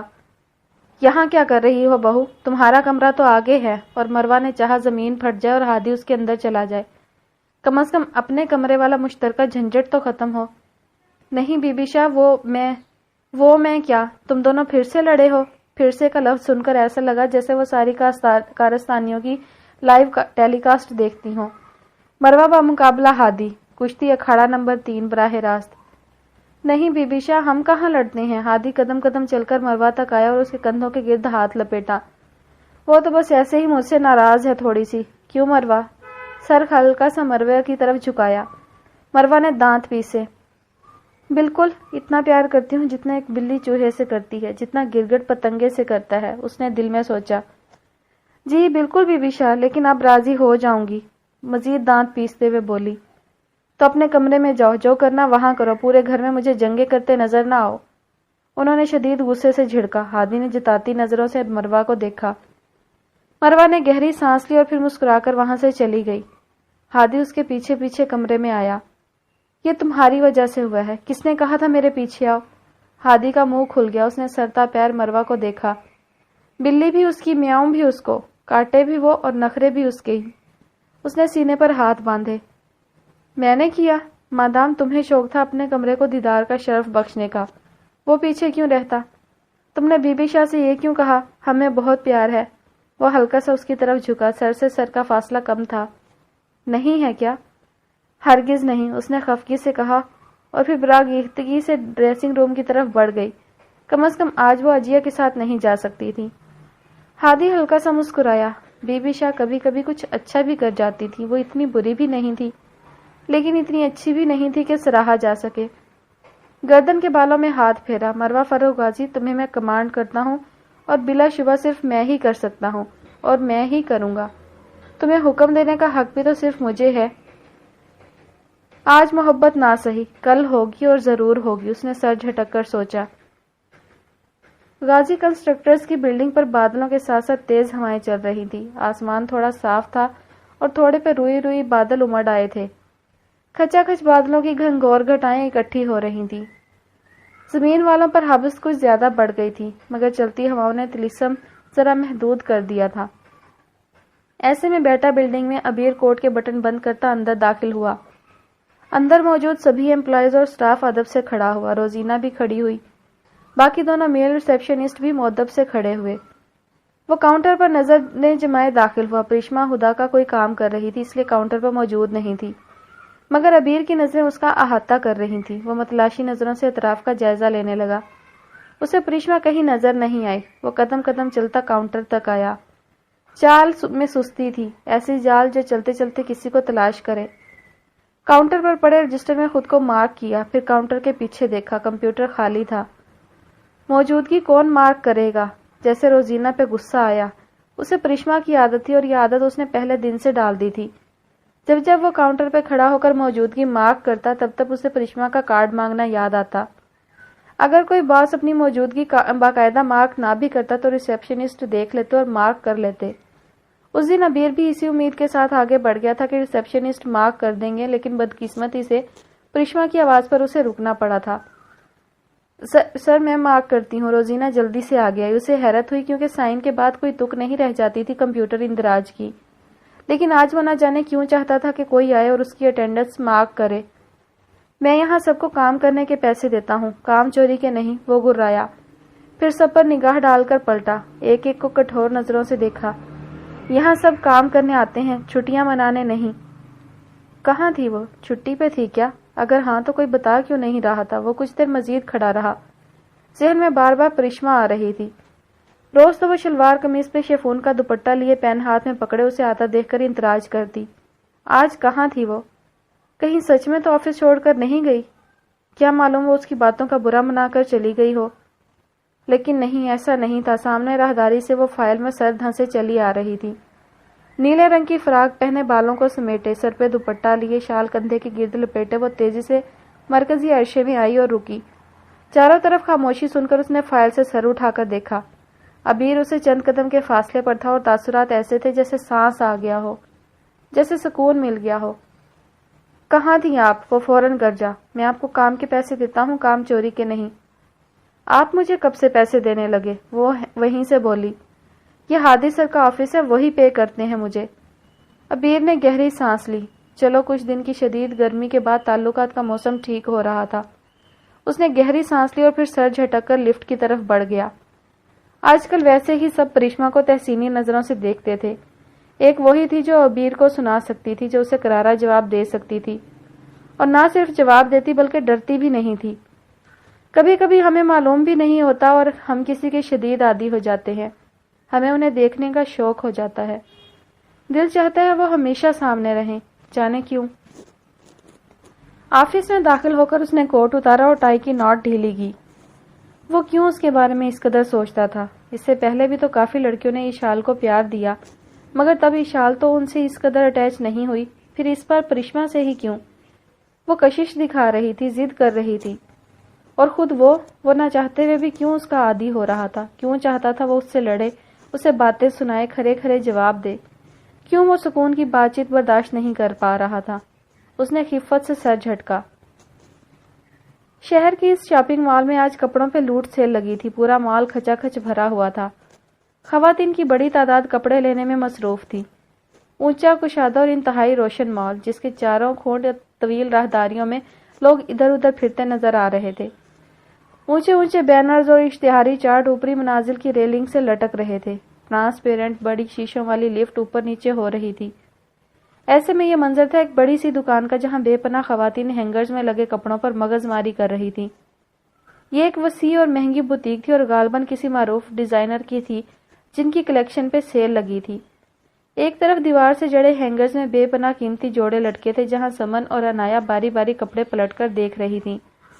انایا شلوار قمیض میں ملبوس، شانوں پہ دوپٹہ ڈالے، سیاہ چشمے کو اوپر کر کے بالوں میں پھنسائے، پرس کلائی سے لٹکائے ایک جوڑے پہ اٹکی تھی. یار یہ بہت خوبصورت ہے، سیل میں بھی کافی مہنگا ہے. اس نے جوڑے کی ٹیگ منی دیکھی جو کہ تقریباً 25,000 روپے تھی. ساتھ ہی سیل سے پہلے والی قیمت لکھی تھی جو کہ 30,000 روپے تھی. سمن جینز پہ شرٹ پہنے، مفلر گلے میں ڈالے، کلچ کندھے سے لٹکائے اسے جوڑا لینے سے منع کر رہی تھی.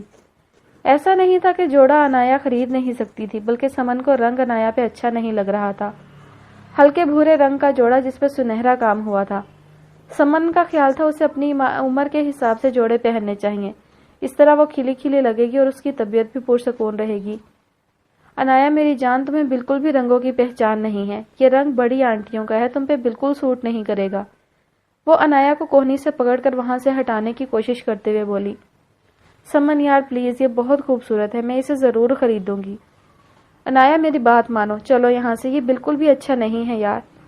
تمہیں جانا ہے جاؤ، میں یہ جوڑا ضرور خریدوں گی. اس نے سمن کا ہاتھ جھٹکا. بھاڑ میں جاؤ، جا رہی ہوں میں. اس نے ہاتھ ہلایا اور پیر پٹکتے ہوئے وہاں سے چلی گئی.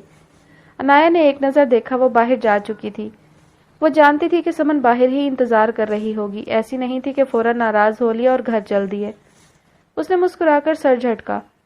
جلدی جلدی جوڑا اتارا اور مڑی. مڑتے ہی اس کی سانس ساکت ہو گئی. پہلے آنکھوں میں حیرت ابھری، پھر چہرے پر سختی نے جگہ لے لی کیونکہ وہ سامنے ہی تھا. سفید رنگ کی شرٹ پہنے، آستینے کوہنیوں تک موڑے، سر پہ پی کیپ رکھے، ہاتھ پینٹ کی جیبوں میں ڈالے، وہ ایک ہینگر سے ٹیک لگائے کھڑا تھا. اس کے مڑنے پر سیدھا ہوا. چھوٹی چھوٹی آنکھوں میں چمک ابھری. وہ مسکرایا اور قدم قدم اس تک آیا. کیسی ہیں آپ مس انایا؟ تم سے مطلب؟ وہ پھنکاری. تیزی سے 2 قدم آگے بڑھائے. شیراز کے پہلو سے نکلنا چاہا مگر اس نے کوہنی سے پکڑا اور جھٹکا دے کر سٹینڈ سے جوڑ دیا. اس کی پشت ہینگر سے لگی. شیراز اس کے سامنے ہوا. صرف چند انچ کا فاصلہ. تمہیں نہیں لگتا تم بہت خوبصورت ہو اور میں بہت برا؟ وہ اس کو گھورتے ہوئے بولا. میری خوبصورتی میں شک ہو سکتا ہے مگر تمہاری برائی میں رتی برابر شک نہیں. وہ پلکیں اٹھائے بات کر رہی تھی. کوہنی میں درد شروع ہو چکا تھا کیونکہ شیراز آرام آرام سے کوہنی پر دباؤ ڈال رہا تھا. اس کی بات سن کر وہ خفیف سا مسکرایا. اچھا نظریہ ہے لیکن مجھے کوئی فرق نہیں پڑتا. اس نے شانے جھٹکے. میں تو صرف ایک بات کرنے آیا تھا، امید کرتا ہوں تم اچھی طرح سمجھ لو گی. اس نے تمہید باندھی. ایک ہاتھ سے پی کیپ اوپر کی اور چہرہ مزید واضح کیا. ہلکی ہلکی شیو کے ساتھ کافی وجیحہ لگ رہا تھا. چندھی آنکھیں، مسکراتے ہونٹ اور چمکتی نظریں انایا کے سامنے آنے پر ہی ہوتی تھی. میرے بھائی سے دور رہو. کیوں؟ کیونکہ یہ میں کہہ رہا ہوں. تم ہوتے کون ہو یہ کہنے والے؟ کوہنی پر زور مزید بڑھا. ہاتھ میں پکڑا جوڑا کانپنے لگا. میں شیراز آغا راؤ، رامز کا بڑا بھائی. ایک ایک لفظ چبا چبا کر کہا. وہ بچہ ہے، نیا اور گرم خون ہے، اسے محبت سے زیادہ بزنس کا کریز ہے، لیکن تم اسے ٹریک سے ہٹا رہی ہو. وہ اپنے باپ اور بھائی سے الجھنے لگا ہے. بہتر ہے تم اس کے قریب نہ آؤ، یہ تمہارے لیے بہتر ہوگا اور تمہارے گھر والوں کے لیے بھی. اچھا آؤں گی قریب. کیا کر لو گے تم؟ غیرت کے نام پہ بھائی کو شوٹ کر دو گے؟ کر دو، تم جیسا گھٹیا شخص ایسا ہی کر سکتا ہے. وہ مسکرایا. دل بہلانے کو غالب خیال اچھا ہے، لیکن کوئی بے وقوف ہی ہوگا جو چبھتی انگوٹھی کو توڑنے کی بجائے انگلی کاٹے. تم باز نہ آئی تو نتیجہ تمہارے خاندان اور تمہیں بھگتنا پڑے گا. اور تمہیں یقین ہے ہم ہاتھ پہ ہاتھ دھرے بیٹھیں گے؟ تم عزت ہو. کیا عزت؟ اس کو نیلامی سے بچاؤ لڑکی. کہیں ایسا نہ ہو تمہارے بھائی معاشرے میں کسی کو منہ دکھانے کے لائق نہ رہیں. تم مجھے دھمکا نہیں سکتے. دھمکا میں چکا، اب باری ہے تمہارے سمجھنے کی. اس نے سپاٹ لہجے میں کہا. تاثرات سخت ہو چکے تھے اور ماتھے پر شکنیں آ چکی تھیں. مس انایا سکندر غازی آخری مرتبہ وارن کر رہا تھا. میرے بھائی سے دور رہو ورنہ تم جانتی نہیں میں کس حد تک جا سکتا ہوں. آنکھوں سے شرارے پھوٹ رہے تھے. انایا کی کوہنی ٹوٹنے کو آ چکی تھی. गहरी आंखों में पानी भरने लगा। शिराज उसे कठोर नजरों से घूर रहा था। दफतन उसकी आंखों की पुतलियों से आंसुओं के जब्त का बंधन टूटा और एक कतरा उसके गालों पे फिसल गया। तकलीफ की उस शिद्दत को वो महसूस कर गया था। कोहनी पर दबाव छोड़ा, पीछे हुआ। अनाया की कोहनी ढलक गई। दर्द तो अब शुरू हुआ था। जख्म जब ठंडे हो जाएं तो तकलीफ ज्यादा देते हैं। उसने आंखें मीची, कोहनी थामी। जोड़ा नीचे गिर चुका था। वो रो रही थी। शिराज उसे देखे गया, फिर एकदम उसे कुछ महसूस हुआ। उसने सर झटका और सर पर टोपी दुरुस्त करता तेज तेज कदमों से बाहर निकल गया। वो वहीं खड़ी रही। कोहनी की हड्डी में टीस पे टीस उठ रही थी। आपके दुश्मन का आपकी बहन को बाजार में रोककर धमकाना कितना तकलीफ दे होता है, ये कोई भाई ही समझ सकता है। वो रामिस को चाहती थी और शिराज उसे। अजीब सी कश्मकश थी। वो उसके खानदान से नफरत करता था, मगर उसे ज़हे नसीब नजरों से देखता। कहानी के मोड़ पर एक नई कहानी होती है। उसने झट से आंसू साफ किए और जोड़ा वहीं गिरा रहने दिया। फिर लंबे लंबे डग भरती बुटीक से बाहर निकल गई। सुबह का प्याम दोपहर के पैगाम में बदल चुका था। गाजी कंस्ट्रक्टर्स पर बादल मजीद उमड़ चुके थे। सारे में आहिस्ता आहिस्ता सहाब जमघटे बना रहे थे। उनका इरादा बरसने का था, मगर अभी हुक्म नहीं हुआ था। तीनों बुलंद इमारतों में वैसा ही शोर जारी था। क्लाइंट्स की दौड़ धूप, मशीनों की आवाजें, फाइल्स, टाइपिंग। ऐसे में ये मंजर था 7वीं मंजिल का, जहां कबीर गाजी के ऑफिस में उसका छोटा भाई अबीर गाजी बैठा था। पुश्त कुर्सी से जोड़े वो टांग पे टांग चढ़ाए बात कर रहे थे। कबीर नीली शर्ट पहने आस्तीनों को कोहनियों तक चढ़ाए फाइल का जायजा ले रहा था। आज अम्मी आई सामान समेत। बेबी शाह ने घर से निकाल दिया है क्या? उसने मेज पर पड़ा क्यूब उठाया और डब्बे आगे पीछे करने लगा। कबीर उसकी बात पे चौंका। अम्मी तुम्हारे घर? खैरियत? फाइल के ऊपर से नासमझी से पूछा। खैरियत तो तुम्हें पता होगी, घर में तो तुम रहते हो। अब प्लीज बीवी बच्चों का रोना मत शुरू कर देना कि वक्त नहीं मिलता घर के मामलात देखने का। ऊपर से सफा की तबीयत ठीक नहीं रहती। सासू माँ बच्चों को घुमाने का कहती रहती हैं। सुसर जी गृहस्थी पर तवज्जो देने को कहते हैं। बला बला। कबीर ने भवें उचकाकर फाइल एक तरफ रखी। वेल, अब ऐसा भी कुछ नहीं है। कल रात बस घर में तल्ख कलामी हुई तो अम्मी नाराज हो गई। किससे? कहीं बाबा से तो नहीं? वो दुरुस्त लहजे में बोला। अम्मी और बाबा का झगड़ा हो? नामुमकिन। ये तो रिवायती सास बहू मेलो ड्रामा है। उसने शाने झटके। बीबी शाह से बहस हुई थी। बीबी शाह से? मगर क्यों? वही पुराना मसला तुम्हारे वाला। घर वालों ने मुद्दा रखा कि आफ मौसूफ को घर आने दिया जाए। बीबी शाह भड़क उठी, मना कर दिया, बल्कि बाइकआउट कर दिया। अम्मी ने जज्बात में आकर कह दिया कि मैं भी घर में नहीं रहूंगी। इसका मतलब अम्मी घर छोड़कर आई हैं। अरे नहीं, इस उम्र में घर छोड़ती कैसी लगेंगी। वो तो बस बाबा के कहने पर कुछ दिन के लिए तुम्हारे पास रहने आई हैं ताकि उनका दिल लगा रहे। तुम्हें बहुत याद करती थी। फाइल में मजीद कुछ कागजात रखते हुए बोला। तो क्या जरूरत थी बीबी शाह से लड़ने की? वो मुझसे नाराज है, मैं मना लूंगा। जी बिल्कुल, पिछले 4 साल से मना रहे हो। 4 साल लगे या 40 साल, परवाह नहीं, लेकिन उनको मनाना मेरा मसला है। तुम लोग बिला वजह क्यों बीच में आ रहे हो? इस तरह तो वो मजीद नाराज होंगी। तुम घर का हिस्सा हो और गाजी कभी अकेले नहीं लड़ते। वहां खुशियां आती हैं, तुम नहीं होते। मसले आते हैं, तुम नहीं होते। याद रखो, तुम इस घर के दूसरे बड़े बेटे हो। तुम्हारा भी हक है खुशियों पर। वो रसान से समझाने लगा। यार मैं खुश हूं अपने घर में, ट्रस्ट मी। देखो अबीर, उसने फाइल एक तरफ रखी और सीधा हुआ। हमारा काम है तुम्हें वापस उस घर में लाना जो हम कर रहे हैं। बाकी घर आने के बाद वहां की खुशियों को तुम आग में झोंको या नीलाम कर दो, ये तुम्हारा दर्द सर है। हम तो अपना काम कर लेना। इंतहाई खुदगर्ज किस्म के लोग हो सारे। Excuse me? Yes, admit it. Well, अब मैं क्या कहूँ, लेकिन ये लो तुम्हारा नया प्रोजेक्ट। उसने फाइल आगे बढ़ाई। अबीर की भवें तन गई। नया प्रोजेक्ट? मैं ऑलरेडी 3 प्रोजेक्ट्स पर काम कर रहा हूँ। वो रोहासा हुआ। हम सब कर रहे हैं, तुम कोई एहसान नहीं कर रहे। वैसे भी तुम्हारा लाहौर बहरिया ड्रीम हाउसिंग प्रोजेक्ट खत्म हो रहा है। ये उसकी जगह होगा। फाइल थपथपाई। मुझे नहीं करना कोई प्रोजेक्ट, वो बच्चों की मासूमियत से बोला। प्रोजेक्ट तो तुम्हारे फरिश्ते भी करेंगे। मेरा काम था तुम्हें डील्स की फाइल्स देना जो मैंने तैयार कर ली। ये ज्यादती है। अल्हम्दुलिल्लाह।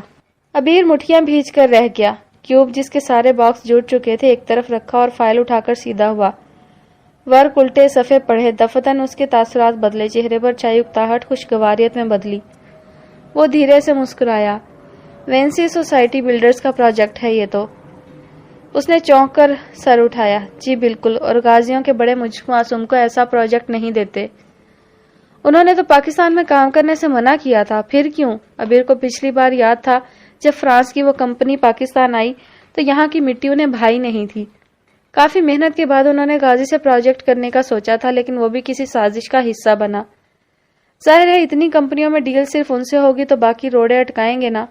ان کی محنت پر بھی پانی پھیر دیا۔ وہ کمپنی مزید کچھ معاہدے کیے بغیر پاکستان میں بغیر انویسٹمنٹ کیے چلی گئی تھی۔ اس بار ان کا واپس آنا کافی خوش آئند تھا۔ دنیا کی چوتھی بڑی کنسٹرکشن کمپنی سے معاہدہ زبردست بات تھی۔ اس نے پروجیکٹ کو 3-4 بار پڑھا۔ یہ لوگ تو کچھ دنوں میں پاکستان آنے والے ہیں۔ اٹیچ ای میل اس نے پڑھی۔ ان کے کچھ امپلائیز آئیں گے، مے بی مینیجرز یا آرکیٹیکٹ۔ وہ ہمارے ساتھ مل کر ہائی وے بنانا چاہتے ہیں کشمیر میں، شاید مظفر آباد ڈویژن میں۔ ان کی انویسٹمنٹ کا سن کر اچھا لگ رہا ہے۔ لگنا بھی چاہیے، حکومت کو خیال نہیں آیا تو کیا ہوا؟ چلو اس بہانے وہاں کے مکینوں کا بھلا ہو جائے گا۔ اب تم اسی میں سر دیے رہنا، کچھ اور مت کرنا، وہ تنک کر بولا۔ ضرور، وہ ہلکا سا مسکرایا اور پھر اٹھ کھڑا ہوا۔ چلتا ہوں، اشال کو فاطمہ کے ساتھ واپس بھیجنا ہے۔ اس نے جواز رکھا اور پھر بنا رکے لمبے لمبے ڈگ بھرتا باہر نکل گیا۔ کبیر نے گہری سانس لے کر شانے جھٹکے تھے۔ گھنگھور گھٹاؤں نے شہر کو اپنی لپیٹ میں لے لیا تھا۔ شام کے سائے گہرے ہو چکے تھے اور یہ سائے غروب آفتاب کے نہیں تھے، ان روئی روئی گالوں نما برکھا رت کے تھے جو تیزی سے آسمان پر جمع ہو رہے تھے۔ سحاب چاروں طرف پھیلے تو کڑکتی بجلیوں نے چمکنا شروع کیا۔ گرجتے بادل، روح لرزا کڑکتی بجلیاں اور بے تحاشا شور۔ سرسراتی ہوائیں 400 چلنے لگی۔ بادل برسنے کو بالکل تیار ہو چکے تھے۔ اس ہولناک موسم میں یہ منظر تھا قصر میں بی بی شاہ کے کمرے کا جو نیم اندھیرے میں ڈوبا ہوا تھا۔ کھڑکیوں کے پردے سرکے ہوئے تھے جہاں بی بی شاہ کی راکنگ چیئر آگے پیچھے جھول رہی تھی۔ وہ سر پشت پہ ٹکائے چھت کو گھور رہی تھی۔ کھڑکیوں کے پار پورا اسلام آباد بادلوں کی زد میں آتا دکھائی دے رہا تھا۔ ان کے تاثرات سخت تھے اور آنکھوں میں بے تحاشا تذلیل کی نشانی تھی۔ کل کی تلخ کلامی کے بعد ارم آج ان کے حکم کو بالائے طاق رکھ کر ابیر کے پاس جا چکی تھی۔ ان کا حکم یعنی ان کی مرضی کے خلاف یہ ان کا پہلا قدم تھا، اور تو اور سکندر نے بھی ان کو جانے کی حمایت کی تھی، بلکہ ان کو حکم بھی دیا تھا کہ وہ جائیں۔ تذلیل کی اس حد تک سارے گھر والے آ چکے تھے۔ وہ سوچ رہی تھی، چہرہ سخت ہو رہا تھا۔ ان کی آنکھوں میں وہ سارا منظر لہرا رہا تھا جب واجد شاہ غازی جاسیہ کو ساتھ لے کر آئے تھے۔ اس وقت سکندر اور جاسم ان کی گود میں تھے۔ اللہ نے بیٹے دیے تھے۔ بیوی خوبصورت ہی نہیں تھی بلکہ بہادر، نڈر اور حوصلہ مند بھی تھی۔ سارا کاروبار دیکھتی تھی اور شاید یہی وجہ تھی کہ واجد شاہ غازی نے دوسری شادی کی۔ جاسیہ خوبصورت تھی اور اس کے ساتھ ساتھ بہت شاطر تھی۔ ایسا نہیں تھا کہ بی بی شاہ کے لیے ان کو قابو کرنا مشکل تھا۔ وہ بی مرجان شاہ تھی، گھاٹ گھاٹ کا پانی پی رکھا تھا۔ بھلا ایک ایسی عورت سے کیسے ڈر سکتی تھی جو 2 دن پہلے بیاہ کر آئی تھی؟ لیکن ایک چیز جو ان کو اندر سے کھائے جا رہی تھی وہ تھی جائیداد کا بٹوارا۔ شوہر کی دوسری بیوی سے اولاد ہونے کا مطلب اس اولاد کا پراپرٹی میں برابر کا حصہ ہونا، اور چونکہ بزنس کے سارے کام مرجان خود دیکھتی تھی تو ان کو ڈر لگا کہ کہیں واجد جاسیہ سے ہونے والی اولاد کو حصے دار ٹھہرا لیں۔ ان کو حسد نہیں تھی کیونکہ وہ حسد کرتے ہیں جو اپنی ذات کو تسلیم نہیں کرتے، اور بی مرجان شاہ نے خود کو اچھے سے تسلیم کیا تھا۔ وہ شاہ تھے اور غازی بھی۔ ان کے خون میں بیک وقت 2 خوبیاں سرایت کر رہی تھیں۔ وہ کوشش کرتے تو امر ہو جاتے، دوستی کرتے تو چھا جاتے، دشمنی کرتے تو دشمن کو عبرت کا نشان بنا دیتے۔ انہوں نے واجد شاہ سے کوئی شکوہ شکایت نہیں کی، صرف تحمل سے کام لیا۔ وہ جانتی تھی کہ وہ اپنی ذات میں نایاب ہے۔ اگر واجد کا ساتھ نہیں تو ان کی اپنی دولت اور سرمایہ اس قدر تھا کہ سکندر اور جاسم سکون کی زندگی گزار سکتے تھے۔ وہ پریکٹیکل خاتون تھی، انہوں نے شوہر سے جھگڑا نہیں کیا اور نہ ہی طلاق وغیرہ کا بے ڈھنگا مطالبہ رکھا۔ انہوں نے خود کو مزید گروم کرنے کی سر توڑ کوشش کی۔ ان کی کاروباری مقبولیت کے بارے میں تو سب جانتے تھے، مگر اس کے ساتھ ساتھ اب لوگ ان کے حسن کی تعریفیں بھی کر رہے تھے جو واجد شاہ کو کئی بار شرمندہ کر دیتی۔ ظاہر ہے پہلی بیوی میں کوئی کمی بیشی نہیں تھی، پھر بھی دوسری شادی کی، ایسے میں لوگوں کا افسوس تو بنتا تھا۔ کافی بزنس پارٹنرز نے بی مرجان شاہ کو واجد شاہ سے طلاق لینے کا مشورہ دیا اور خود کافیوں نے شادی کی پیشکش کی۔ ایسی عورت سے کون شادی نہیں کرنا چاہتا جو پورا کاروبار دیکھے، ڈیلز کرے، پروجیکٹس لے ان کے والد نے ان کو انگریزوں کے زمانے میں ولایت سے پڑھایا تھا. وہ ولایت کی ڈگری فریم میں سجانے کے لیے نہیں لائی تھی, انہوں نے اس کو استعمال کیا. باپ ٹھیکیدار تھا, گھروں کی تعمیر کا ٹھیکہ لیتا تھا. ایک دفعہ انہوں نے خود باپ کو بہت ہی خوبصورت نقشہ بہت ہی کم جگہ پر بنا کر دیا, جس کو دیکھ کر ان کے والد نے ان کو اعلیٰ تعلیم دلانے کا سوچا تھا. وہ لائق ہی نہیں تھی بلکہ تخلیقی ذہن کی مالک تھی. ولایت کی ڈگری کے بعد وہ بار بار باپ کے ساتھ کام کرواتی. پہلے ان کا کام آرکیٹیکٹ کرنا تھا, صرف نقشے بنا کر دینا جو وہ بخوبی کرتی. پھر آہستہ آہستہ وہ میٹیریل کی جانچ پڑتال میں حصہ لینے لگی. تیز دھوپ میں اپنی جوانی کی روئی روئی جلد کو جلا رہی ہوتی. ان کی والدہ روز ان کو ڈانٹتی کہ لڑکی ہو, دھوپ میں کام کرنے سے سکن خراب ہو جائے گی, لیکن وہ آگے سے کہتی وہ کام ہی کیا جو تکلیف نہ دے. ماں سیکھ پا ہوتی, کہتی یہی وتیرہ رہا تو شادی کون کرے گا. پیمر جان آگے سے کہتی جس کو شادی کرنی ہوگی وہ میری سکن پہ اعتراض ہرگز نہیں کرے گا. اور تبھی ان کی والدہ کا خیال تھا کہ وہ کبھی ان کو بدل نہیں پائیں گی. وہ غازی تھیں اور غازی ہمیشہ ضدی ہوتے ہیں, ہٹ دھرم ہوتے ہیں. جب تک چیلنج پورا نہ کر لیں ان کو سکون نہیں ملتا. یہی حال ان کا تھا. باپ کے ساتھ دوڑ دھوپ کرواتی رہی, مسلسل کام کراتی رہی, یہاں تک کہ جو باپ پہلے ٹھیکہ دار تھا وہ اب ایک چھوٹی سی کنسٹرکشن کمپنی کا مالک بن گیا. وہ اسی کمپنی پہ کام کرتی رہی, چھوٹے چھوٹے پروجیکٹس کرتی رہی اور پھر غازی کمپنی کی ایک پہچان بن گئی. پورے ملک میں ان کا ایک مقام بن گیا. پھر ایک پروجیکٹ کے افتتاح کے موقع پر ان کی ملاقات واجد شاہ سے ہوئی جو وہاں بطور چیف گیسٹ آئے تھے. ان کو بھی بزنس کا نیا نیا بخار چڑھا تھا اور بی بی شاہ کے مقابلے میں کھڑے تھے. انہوں نے اسی موقع پر بی بی شاہ کو پسند کیا تھا اور پھر چند دن بعد انہوں نے واجد شاہ غازی سے ایک پروجیکٹ کا معاہدہ کیا تھا. اسی معاہدے میں میل ملاپ ہوتے رہے, نزدیکیاں بڑھتی گئیں. پھر ایک رات لندن میں کسی ڈیل کے لیے جاتے وقت انہوں نے بی بی شاہ کو شادی کے لیے پرپوز کیا تھا. بی بی شاہ کے پاس ان کے پرپوزل کو مسترد کرنے کا کوئی جواز نہیں تھا. 7 مہینے مسلسل ایک پروجیکٹ پہ کام کرنے کی وجہ سے وہ اچھی طرح ایک دوسرے کو جان پائے تھے, لہٰذا انہوں نے بڑے سکون سے ان کا رشتہ قبول کیا. ان کے والد نے اعتراض نہیں کیا کیونکہ وہ خود بستر سے لگ چکے تھے.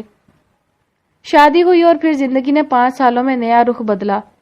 جاسیہ کی صورت میں ایک نیا چیلنج ان کے سامنے کھڑا تھا. یہ چیلنج ان کے لیے تب تک مشکل نہیں تھا جب تک جاسیہ پرسکون رہتی. یہاں جاسیہ بی بی نے شاہ کو آنکھیں دکھانا شروع کی, وہاں بی بی شاہ سہتی گئی. بزنس کی ڈیلز اور باقی چیزوں میں اتنا وقت کہاں تھا کہ سوتن کے گھریلو ہتھ کنڈوں پر نظر رکھتی. ویسے بھی جن کو منزلوں کی فکر ہوتی ہے وہ راستے کی چھوٹے چھوٹے جھگڑوں پر وقت ضائع نہیں کرتے. وقت پلک جھپکتے گزرتا گیا, یہاں تک کہ فروخ پیدا ہوئے. ان کی پیدائش نے جاسیہ کو مزید مغرور بنا دیا.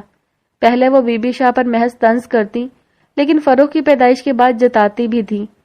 وہ نظر انداز کر دیتی, بڑے دل کی مالک تھی, بڑا ظرف دکھاتی. لیکن جاسیہ کو فروخ سے کوئی دلچسپی نہیں تھی. وہ سارا دن اپنے جیسی فارغ خواتین کے ساتھ گھومتی رہتی اور بیچارہ بچہ سارا دن دائی کے ذمہ ہوتا. بی بی شاہ نے بزنس سنبھالا مگر اپنے بچوں کو اگنور نہیں ہونے دیا.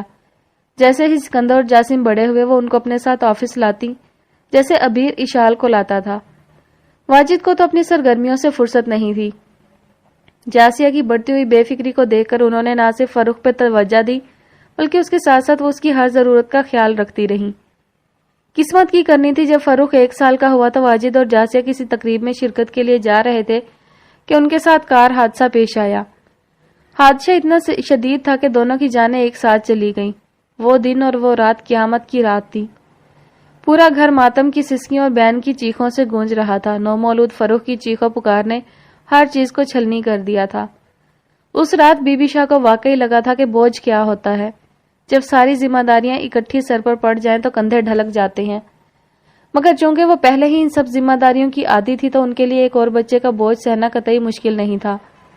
ان کو احساس تھا کہ فروخ بن ماں باپ کا بچہ ہے, اس کی پرورش میں کمی نہیں ہونی چاہیے. یہاں ان کے پاس موقع تھا کہ دوسری شادی کر لیتی, مگر دوسری شادی کا مطلب خود گھر بیٹھنا اور شوہر حضور کو اپنے سارے کاروبار کی کنچیاں تھمانا تھا, جو کسی بھی حال میں نہیں کر سکتی تھی. واجد شاہ کے ہوتے ہوئے بھی انہوں نے سب کچھ خود دیکھا, تو پھر یہ کیسے ممکن تھا کہ وہ کندھوں کے بوجھ کو ہلکا کرنے کے لیے کسی مرد کا سہارا لیتی. انہوں نے سب کچھ چھوڑ چھاڑ کے صرف کاروبار اور بچوں پر توجہ دی. سکندر اور جاسم بڑے تھے, وہ خود اپنے کام کر سکتے تھے, مگر فروخ چھوٹا تھا, اس کو زیادہ توجہ درکار تھی. مگر چونکہ طبیعت میں جاسیہ پہ گیا تھا تو کافی حد تک ضدی اور چڑچڑا تھا.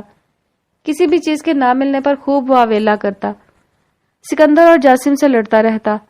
سوتیلے بچے کی آڑ میں انہوں نے کوئی سوتیلی مامتا نہیں دکھائی۔ وہ فروخ کو جی جان سے چاہتی تھی۔ واجد شاہ جو بھی تھے تو ان کے مجازی خدا۔ ان کے خون کی بھی وہ قیمت تھی جو خود سکندر اور جاسم کی رگوں میں بہتے خون کی تھی۔ اپنی جوانی اپنے تینوں بچوں پر نچھاور کر دی۔ سکندر شروع سے ہی ماں کے شانہ بشانہ تھے، ان کے ہر حکم کی تعمیل کرتے۔ 17 سال کی عمر میں وہ ماں کے ساتھ آفس جانے لگے تھے۔ پہلے یہ ان کا مشغلہ تھا، مگر بعد میں وہ دلچسپی دکھانے لگے۔ انہی وقتوں میں بی بی شاہ کو اپنا آپ یاد آتا جب وہ اپنے والد کے ساتھ تعمیراتی جگہوں پر جایا کرتی۔ کہیں نہ کہیں ان کو لگتا کہ سکندر میں شاید ان کو کچھ زیادہ ہی جینس پائی ہیں۔ وہ ماں کی طرح پرتپاک تھا، طرح دار اور ہوشیار تھا، ہر چیز کو باریکی سے دیکھتا اور تخیل کرتا۔ آہستہ آہستہ بی بی شاہ سکندر کو سب کچھ سمجھانے لگی تھی۔ اس کی پڑھائی کے لیے انہوں نے سکندر کو ولایت بھیجا اور وہاں پر فن تعمیر کی اعلیٰ تعلیم دلائی۔ وہ تینوں بیٹوں کی ماں تھی، انہیں کیا ضرورت تھی فکر مند ہونے کی؟ ویسے بھی ہر تکلیف کو آ کر گزرنا ہی ہوتا ہے۔ کبھی کوئی تکلیف رکی بھی ہے جس کو سوچ کر انسان کو لگتا ہے وہ مر جائے گا، اسی تکلیف اور درد کو وقت ایسا مرہم لگاتا ہے کہ کہیں سے بھی نہیں لگتا کہ کڑا وقت گزارا ہے۔ چند ہی سالوں میں وہ سال بھی آ گئے جب 26 سالہ سکندر ماں کا آفس جوائن کر رہا تھا۔ وہ شخصیت میں واجد شاہ پر ہی گیا تھا، مگر ذہنیت میں ماں کی کاپی تھا، اور جب ذہانت اور خوبصورتی ایک ساتھ ہو تو آگ تو لگتی ہے۔ مگر وہ ماں کی طرح کام کے زیادہ شوقین تھے، ہر وقت کام پہ دھیان دیتے۔ 2 سال بعد ان کی شادی ارم سے ہوئی۔ ارم ایک بہادر اور صابر عورت تھی، ان کا ساتھ سکندر کے لیے کسی اعزاز سے کم نہیں تھا، وہ بھی ایسا اعزاز جس سے نوازا گیا ہو۔ اللہ نے ان کو بھی نوازا تھا اور خوب نوازا تھا۔ جب کبیر پیدا ہوا تو بی بی شاہ کی آنکھوں کو ٹھنڈک نے چھو لیا۔ ان کا خیال تھا کہ ان کی خون میں شادی کے بعد پہلا بچہ ہمیشہ لڑکا ہوتا ہے، اور شاید ایسا تھا بھی۔ کبیر شخصیت میں بالکل اپنی ماں پہ گیا تھا، ٹھنڈا اور جذباتی، صابر مگر معصوم، نہ ضد کرتا اور نہ ہی فضول خواہشیں۔ لیکن جب ابیر پیدا ہوا تو بی بی شاہ کو لگا جیسے واجد شاہ زندہ ہو گئے ہوں۔ وہی آنکھیں، وہی ناک اور وہی چہرہ، پروکار شخصیت، باروب اور مضبوط انسان۔ سکندر باپ کی کاپی تھا اور ابیر نے نین نقش دادا کے لیے تھے، جبکہ شخصیت باپ کی لی تھی، ذہانت دادی کی تھی اور خوبیاں ماں کی۔ اس لیے بی بی شاہ اسے ہمیشہ اپنا بیٹا کہتی۔ ابیر سکندر غازی نہیں، ابیر واجد غازی۔ جتنی محبت اور اٹیچمنٹ ان کو ابیر سے تھی باقی کسی پوتا پوتی سے نہیں تھی۔ لڑکیوں میں وہ مروہ اور زاریہ پہ جان چھڑکتی تھی۔ انایا سے بھی چاہت تھی، لیکن ان کو سب سے زیادہ عزیز زاریہ تھی، اور وجہ اس کا بھولا پن اور باتونی انداز تھا۔ وہ چھوٹی سی عمر میں بھی ڈھیروں سوال پوچھتی۔ دادا تھے نہیں سو دادی اکیلی ہوتی، بچپن سے ہی زاریہ ان کے ساتھ سوتی۔ ابیر اور زاریہ دونوں نے اگر بیک وقت گھر کے کسی فرد پہ قبضہ کیا ہوا تھا تو وہ تھی بی بی شاہ۔ زاریہ ابیر سے کافی چھوٹی تھی، کیونکہ فروخ کی شادی کے بعد صفا پیدا ہوئی، مروہ پیدا ہوئی اور خاندان میں سب سے آخر میں زاریہ آئی۔ اس کی وجہ روحما کی خراب طبیعت تھی۔ ہادی ابیر سے 3 سال چھوٹا تھا، اس طرح ابیر کبیر سے 3 سال چھوٹا تھا۔ صفا اور کبیر کی عمر میں زیادہ فرق نہیں تھا، مروہ اور ہادی کی عمر میں فرق نہیں تھا، تضاد ابیر اور زاریہ کا بن رہا تھا۔ گھر میں 3 مرد تھے اور 4 لڑکیاں۔ بی بی شاہ کا خیال تھا کہ کبیر صفا سے شادی کر لے گا، مروہ سے ابیر شادی کر لے گا۔ انایا اور ہادی چونکہ ہم عمر تھے تو ان کی جوڑی بن جائے گی، اور رہ گئی زاریہ تو وہ ابھی چھوٹی تھی، اس کے لیے بھی کسی نہ کسی کا رشتہ آ جائے گا۔ لیکن انسان صرف سوچ کر ارادہ کر سکتا ہے، ارادوں کی تکمیل اللہ کے ہاتھ میں ہے۔ زاریہ کے ساتھ جو حادثہ ہوا وہ ناقابل فراموش تھا۔ اس دن بی بی شاہ کو اپنا ایک بازو کٹتا محسوس ہوا تھا۔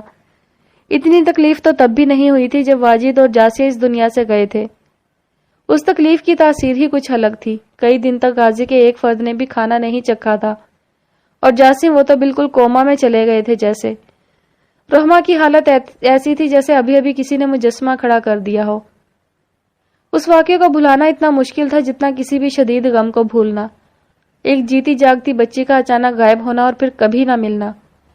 یہ بات چھوٹی لگتی ہے مگر ہے نہیں۔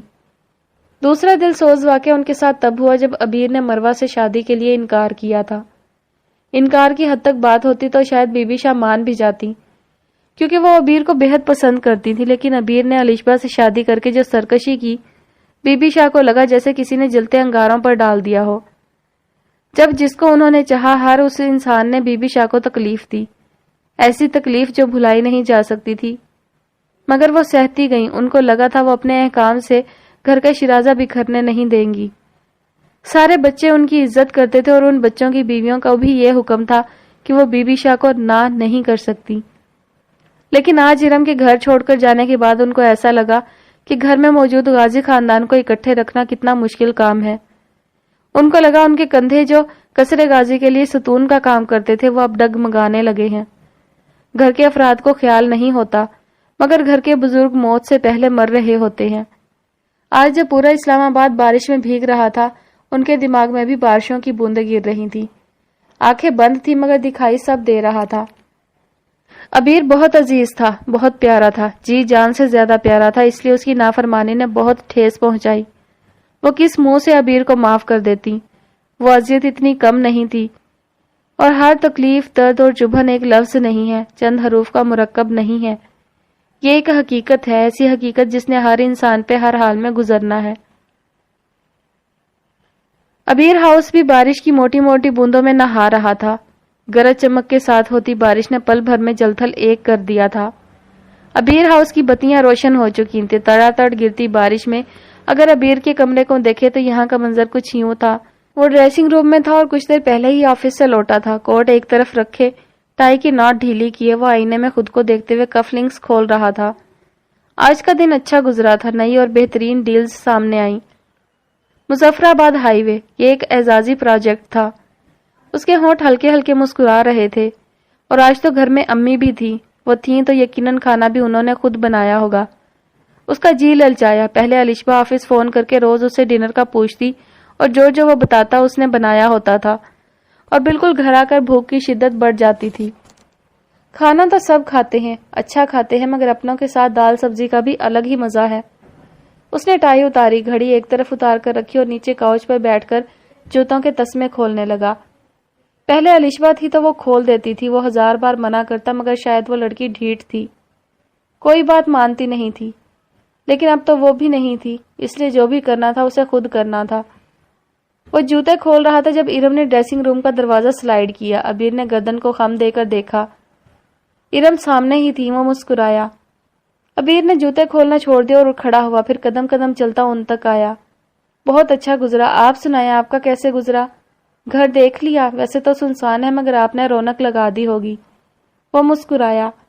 سنسان تو واقعی ہے، اور اگر اشال ہوتی تو مجھے بوریت فیل نہ ہوتی۔ انہوں نے بتایا، تم نے کہا تھا 2 بجے تک اشال آ جائے گی، پھر اسے بھیجا کیوں نہیں؟ نہیں بھیجا امی، میں اس کی روٹین خراب نہیں کرتا، اس کا ہر کام وقت کے مطابق ہوتا ہے۔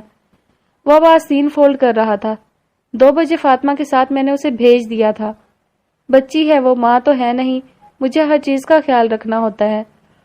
وہ الماری تک آیا اور کپڑے دیکھنے لگا۔ 2 بجے بھیج دیا، لیکن بیٹا میں صبح سے اس کا انتظار کر رہی ہوں، وہ نہیں آئی۔ مجھے لگا تم شاید اسے اپنے ساتھ لے کر آؤ گے۔ وہ چونکا اور بری طرح چونکا۔ کیا؟ آپ کیا کہہ رہی ہیں امی؟ اپنے کمرے میں ہوگی، آپ چیک کر لیں۔ فاطمہ اور وہ اکثر وہیں ہوتے ہیں۔ بیٹا میں چیک کر چکی ہوں، کمرے تو کیا گھر میں بھی نہیں ہے۔ ارم نے ایک بار پھر تردید کی۔ وہ پلٹا، ماتھے پر شکن آ چکی تھی۔ میں دیکھتا ہوں، وہیں ہوگی۔ اس نے کپڑے رہنے دیے اور لمبے لمبے ڈگ بھرتا کمرے سے باہر نکل گیا۔ ارم اس کے پیچھے تھی۔ اشال کے کمرے میں آ کر اس نے ناپ پر ہاتھ رکھ کر گھمایا اور دروازہ اندر کی طرف دھکیلا، مگر کمرہ خالی تھا، لائٹس آف تھیں، اندر کوئی نہیں تھا۔ اشال، فاطمہ، اس نے آواز دی۔ پھر یکے بعد دیگرے ہر کمرے کو دیکھا، وہ وہاں نہیں ملی۔ اشال کی غیر موجودگی میں سب نوکروں کی دوڑیں لگ گئیں اور وہ پاگلوں کی طرح کبھی ایک کونے میں کبھی دوسرے کونے میں اشال کو ڈھونڈنے لگے۔ پورا گھر چھان مارا مگر اشال اور فاطمہ کا کہیں اتا پتہ نہیں تھا۔ ابیر کی سانسیں پھولنے لگی تھیں۔ ابھی وہ سٹور سے نکلا تھا۔ امی، اشال نہیں ہے گھر پہ، اس نے تشویش سے گردن کی پشت تھامی۔ کہاں جا سکتی ہے وہ چھوٹی سی بچی؟ مجھے نہیں معلوم، مجھے کچھ نہیں معلوم۔ پھر وہ تیزی سے آگے آیا اور سیڑھیوں کے پاس سے نکل کر لاؤنج میں قدم رکھا۔ سامنے سب نوکر کھڑے تھے۔ ابیر کا دل کسی نے مٹھی میں جکڑ لیا تھا۔ ایسا لگ رہا تھا ابھی ابھی جان نکل جائے گی۔ فاہم کہاں ہے؟ اس نے سب کو دیکھتے ہوئے پوچھا۔ فاہم ادھر ہی تھا، دروازے کے پاس، تیزی سے آگے آیا۔ جی سر۔ اشال اور فاطمہ گھر آئی تھی؟ آنکھیں پھٹ رہی تھی، دل باہر نکل رہا تھا۔ نہیں سر، اس نے بھی تردید کی۔ ایسے کیسے ہو سکتا ہے؟ پھر وہ رکا، آنکھوں میں اندھیرا سا ابھرا۔ فاطمہ، میرا فون لاؤ۔ مگر اس کا فون اوپر کمرے میں تھا اور کمرے میں جانے کا وقت نہیں تھا۔ اس نے لاؤنج میں سٹینڈ پر لگے وائرلیس کو تھاما اور جلدی جلدی فاطمہ کا نمبر ملانے لگا۔ فون کان سے جوڑا تو فاطمہ کا فون بند آ رہا تھا۔ اس نے 3-4 بار ملایا مگر ہنوز کوئی جواب موصول نہیں ہوا۔ اس کی گردن کی نسیں ابھرنے لگی، آنکھوں کی پتلیاں ہلنے لگی، سانس چڑھنے لگی۔ اس نے دل پہ ہاتھ رکھا۔ فاطمہ فون نہیں اٹھا رہی۔ موسم خراب تھا اور فاطمہ اشال کا کچھ اتا پتا نہیں تھا۔ بیٹا ریلیکس کرو خود کو اور یاد کرو وہ کس کے ساتھ جا سکتی ہیں، ارم نے اس کے کندھے پر ہاتھ رکھ کر کہا، اور وہ جو گردن کی پشت جگڑے دوسرے ہاتھ سے وائرلیس تھاپے ہلکا ہلکا کانپ رہا تھا، ان کی بات پہ چونکا، ہیبت سے مڑا۔ سمن اس کے منہ سے آہستہ سے نکلا۔ آنکھیں کھل گئی اور ماتھے کے شکن کچھ مٹ گئے۔ اس نے دھڑکتے دل کے ساتھ سمن کا نمبر ملایا۔ دوسری طرف بیل جا رہی تھی، وہ سانس روک کے سنتا گیا۔ السلام علیکم، کون؟ دوسری طرف سمن کی چہکتی مگر تشویش زدہ آواز ابھری۔ فون اٹھا لیا گیا تھا۔ سمن، میں بول رہا ہوں۔ ابیر، کیا اشال تمہارے پاس ہے؟ اس نے بغیر سلام کا جواب دیا اور بغیر کسی تمہید کے پوچھا۔ وہ پہلے گھبرائی پھر جلدی سے کہنے لگی، اشال نہیں تو؟ میرے پاس تو نہیں ہے۔ سمن نے تردید کی، درد کی ایک لہر سی ابیر کے دل میں اٹھتی چلی گئی۔ تمہارے پاس نہیں ہے تو کس کے پاس ہے؟ کہاں ہے اشال؟ وہ چیخا۔ دوسری طرف یقیناً سمن نے کان فون سے پیچھے کیا ہوگا۔ سر، وہ فاطمہ کے ساتھ ہوتی ہے، آج تو میں آفس آئی ہی نہیں، اور اگر اسے لے کر آتی تو آپ کو انفارم ضرور کرتی۔ سمن بھی بوکھلایا انداز میں جلدی جلدی وضاحت دینے لگی۔ وہ ابیر کا غصہ اچھی طرح جانتی تھی۔ ابیر سکندر غازی کا غصہ اور اس کی دہشت کا ایک الگ نام تھا۔ ابیر نے آگے کچھ نہیں سنا اور پوری قوت سے وائرلیس کو دیوار پہ دے مارا۔ وائرلیس دیوار سے ٹکرا کر 2 ٹکڑوں میں بٹ گیا۔ اس نے چہرہ ہاتھوں میں تھام لیا۔ ڈرائیور کہاں ہے جو فاطمہ کو لے کر آتا ہے؟ ڈرائیور کو بلاؤ۔ وہ دہاڑ رہا تھا۔ آج عرصے بعد کسی نے اصلی ابیر سکندر غازی کو جگایا تھا۔ آج عرصے بعد اس گھر میں ابیر کی گرج سنائی دی تھی۔ نوکر تو نوکر دہل گئے تھے، البتہ ارم کا حال غیر ہونے لگا۔ انہوں نے بھی پہلی بار ابیر کو ان حواسوں میں ساکن دیکھا تھا۔ فاہم تھوڑی ہی دیر میں ڈرائیور کو لے آیا۔ وہ سفید یونیفارم میں ملبوس، سر پہ ٹوپی لیے حاضر ہوا۔ باہر چلتی ہواؤں نے مزید احتجاج کیا۔ کچھ لمحے ایسے سرسرائے کہ کھڑکیاں تک بجنے لگیں۔ فاطمہ اور اشال کہاں ہیں؟ وہ گھرایا۔ سر، وہ کیا؟ ایک گرجتی چیخ، اس کی آنکھیں پھٹ کر باہر آ رہی تھی۔ میں نے ان کا انتظار کیا تھا سر، 6 بجے تک کیا مگر وہ نہیں آئی۔ آفس والوں سے پوچھا تو انہوں نے بتایا وہ جا چکی ہیں۔ مجھے لگا سر ہمیشہ کی طرح عنایا بی بی یا سمن بی بی لے کر گئی ہوں گی۔ ڈرائیور کے حلق میں گلٹیاں بننے لگیں، اس کی بھی ٹانگیں لرز رہی تھی۔ ابیر پیچھے ہوا، اپنی کمر کو تھاما، ماتھے کو جگڑا، لیکن پھر یکدم وہ سیدھا ہوا، ہوا میں ہاتھ گھمایا اور ایک زوردار مکہ ڈرائیور کے منہ پہ جڑ دیا۔ ڈرائیور لڑکھڑایا لیکن دوسری طرف فاہم نے اسے تھام لیا۔ انہیں گھر لے کر آنے کی ذمہ داری کس کی ہے؟ ابیر سامنے آیا اور ڈرائیور کو کالر سے تھام کر اوپر اٹھایا۔ چھوئی موئی سے ڈرائیور کی ٹانگیں ہلنے لگیں۔ بتاؤ کس کی ذمہ داری ہے؟ سر مجھے معاف کر دیں سر، غلطی ہو گئی سر، پلیز جانے دیں، آئندہ نہیں ہوگا ایسا سر، پلیز۔ ڈرائیور ہاتھ جوڑ رہا تھا۔ ابیر کی انگارے ابلتی آنکھوں میں شدید قہر بھرا تھا۔ اس نے ایک جھٹکے سے ڈرائیور کو چھوڑ دیا اور خود صوفے پر گرنے والے انداز میں بیٹھ گیا۔ ایسا پہلی بار ہوا تھا جب اشال اور فاطمہ لاپتہ تھیں۔ فاطمہ گھر پہنچ کر اسے فون پر اطلاع دے دیتی مگر آج نہ اس کا فون آیا تھا اور نہ ہی اس کا کوئی اتا پتا تھا۔ موسم خراب تھا اور رات اندھیر ہو رہی تھی، شہر کا کریا کریا ڈوب رہا تھا۔ اس نے صوفے سے آگے ہو کر بیٹھتے ہوئے چہرہ ہاتھوں میں گرایا اور آنکھیں بند کر لیں۔ ایسی ہی رات تھی جب زاریہ اغوا ہوئی، وہ سوچ بھی نہیں سکتا تھا۔ اشال اور فاطمہ اغوا ہوئی تھیں یا نہیں اسے معلوم نہیں تھا مگر اس سے پہلے ایسا سانحہ کبھی نہیں ہوا تھا۔ فاطمہ کا فون بند تھا، ڈرائیور گھر پہ تھا۔ وہ 2 بجے گھر آ جاتی تھی، سمن اور عنایا نہیں لے کر گئی تھی، اور خراب موسم میں بھائی سے پوچھے بغیر وہ اشال کو لے کر جاتی ناممکن۔ بیٹا خود کو قابو کرو، ارم اس کے پاس آ کر بیٹھ گئی۔ تم پولیس کو فون کرو، انہیں اطلاع کرو، رپورٹ درج کرواؤ۔ اگر فاطمہ اور اشال کسی مصیبت میں ہوئی تو وہ ہماری مدد ضرور کریں گے۔ وہ سن رہا تھا، آنکھوں میں آنسو آ رہے تھے لیکن وہ رویا نہیں، ایک ہی جھٹکے سے اٹھا۔ فاہم، علی اور عالم کو بلاؤ جلدی۔ ایک حکم دیا پھر وہ نیچے نہیں رکا، تیزی سے اوپر آیا۔ اپنے کمرے میں آنے کے بعد اس نے سب سے پہلے بیڈ پہ پڑا موبائل اٹھایا اور کسی کا نمبر ملانے لگا۔ घंटी जाती गई। एक तरफ लगी खिड़कियों के पर्दे फड़फड़ा रहे थे। खिड़कियों के पट आपस में टकराकर बज रहे थे। कड़कती बिजलियों की चमकती रोशनी बार बार कमरे में फैल रही थी। कमिश्नर साहब, अबीर बोल रहा हूं। उसने गहरी सांस ली। वो कोठी की पिछली तरफ मौजूद अनेक्सी की बालाई मंजिल के दूसरे कमरे में था। मेज के सामने कुर्सी खींचे, लैपटॉप की स्क्रीन रोशन किए वो कुछ देख रहा था। स्याह शर्ट की आस्तीनें कोहनियों तक मोड़े, कॉलर के 2 बटन खोले, जल से पीछे बाल किए वो महजूज सा मुस्कुरा रहा था, जैसे किसी का तमाशा देख रहा हो। और शायद कुछ ऐसा ही था। स्क्रीन पे अबीर हाउस का लॉन्च नजर आ रहा था, जहां इस वक्त अबीर फोन पे गुर्रा रहा था। मंजर किसी हाई एचडी कैमरे से अक्सबंद हो रहा था, जब भी उसे अबीर के तासुरात साफ दिखाई दे रहे थे। शिराज कुर्सी से पुश्त जोड़े टांगे फैलाकर मेज पर रखे प्याले से पॉपकॉर्न निकालकर खा रहा था। उसकी छोटी हिरनी जैसी चालाक आंखें चमक रही थी। वो अबीर के गर्म और कठोर तासुरात इंजॉय कर रहा था। उसके चेहरे पे हल्की इस्तेज़ाइया मुस्कुराहट थी। कमरे में नीम अंधेरा था। वो पैरों को कैंची की सूरत रखे झुला रहा था। दफातन कमरे का दरवाजा खुला और कोई इंतहाई हैबत से अंदर आया। उसने पैरों की कैंची के झरोके में देखा। वो रामिज था, जो भूखे शेर की मानिंद उसकी तरफ बढ़ा। क्या सोचकर आपने इनाया को धमकी दी? वो करीब आकर बगैर किसी लिहाज के बोला। पॉपकॉर्न मुंह में रखते हुए उसने पूछा। मैं पूछ रहा हूं, आपने किससे पूछकर बीच बाजार में अनाया को धमकी दी? इस बार रामिज ने एक एक लफ्ज चबाया। कौन अनाया? मैं किसी अनाया को नहीं जानता।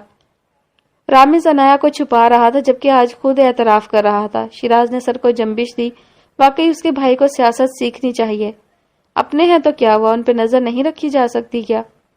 भाई, फॉर गॉड सेक मुझे बेवकूफ मत समझे। अच्छी तरह जानता हूं कि आप अनाया को जानते हैं, इसलिए मुझे बताएं आपने उसे क्यों धमकाया? ओके, ठीक है। शिराज ने पॉपकॉर्न का प्याला एक तरफ रखा, लैपटॉप की स्क्रीन नीचे की और टांगे वापस खींचकर सीधा हुआ। तुम चाहते हो मैं तुम्हें बताऊं तो सुनो। मैंने उसे कोई धमकी नहीं दी, सिर्फ इतना कहा है कि तुमसे दूर रहे।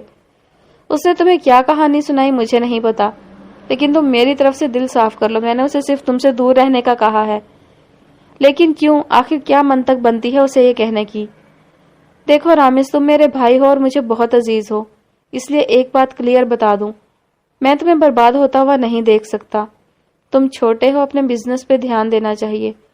ये उम्र इश्क माशूकी की नहीं है, और वो भी दुश्मन की बेटी से। नामुमकिन। दौर बेशक नया हो, लेकिन रीत रिवाज और दुश्मनी के कानून वही पुराने हैं। भाई होने के नाते समझा रहा हूं, उस लड़की से दूर रहो। मैं तो क्या, आगा जान भी ये बात बर्दाश्त नहीं करेंगे। भाई, मैं सीरियसली तंग आ चुका हूं इस फसादी सोच से। मैं अनाया से प्यार करता हूं, उसे चाहता हूं, और आप मुझे दुश्मनी के सबक पढ़ा रहे हैं। वो तुम्हें बेवकूफ बना रही है और कुछ नहीं। वो तुमसे ज्यादा स्मार्ट है। मैं कुछ नहीं जानता, लेकिन अगर आपने उसे नुकसान पहुंचाने की कोशिश की तो मैं एक्शन जरूर लूंगा। आपको मेरी हर चीज में बोलने का हक है, लेकिन जातियात में नहीं। और अनाया मेरा जाती मामला है, इसमें आप तो क्या, आगा जान भी नहीं बोलेंगे। वो 2 टोक अल्फाज में कह रहा था। रामिज, जज्बात से नहीं, दिमाग से सोचो। एक ऐसी लड़की तुम्हारे लिए बेहतर कैसे हो सकती है जिसके भाई से तुम्हारे भाई का बैर हो? बताओ मुझे। ये बैर आपका पैदा करदा है, अबीर भाई का नहीं। खुदगर्ज आप हैं, वो नहीं। रामिज, शिराज की आंखें चार हो गईं। वो चिल्लाया था। तुम किन की हिमायत कर रहे हो? तुम जानते हो? ये देखें भाई, ये हाथ जोड़ता हूं मैं आपके आगे, मुझे बख्श दें। मैं अपनी जिंदगी सुकून से गुजारना चाहता हूं, आपके फैसलों के मुताबिक नहीं। रहम करें मुझ पे प्लीज। उसने ताज्जुब से सर झटका। शिराज टिकटिकी बांधे उसे देखे गया, जबकि रामिज बिजली सी तेजी से वहां से चला गया। शिराज ने गहरा सांस लिया। अबीर से बैर अलग था, लेकिन यहाँ रामिज अनाया को छोड़ने को तैयार नहीं था। उसने सर कुर्सी से टेक दिया। रामिज को किस तरह से काबू किया जा सकता था? अनाया की मोहब्बत उसके दिल से निकाली जा सकती थी, ये इतना मुश्किल काम नहीं था। उसने झट से आंखें खोली, होंठ मुस्कुरा रहे थे। वो जान चुका था उसे क्या करना है। अनाया और रामिज कभी एक हो ही नहीं सकते थे। जो उसका था वो सिर्फ उसका था, वो किसी भी हाल में किसी और का हो ही नहीं सकता था। एक प्रोजेक्ट के लिए वो इतना सब कुछ कर सकता था, तो अनाया के लिए तो हदें क्या, सरहदें तोड़ सकता था। उसने लैपटॉप की स्क्रीन ऊपर की। मंजर वाज़िह था।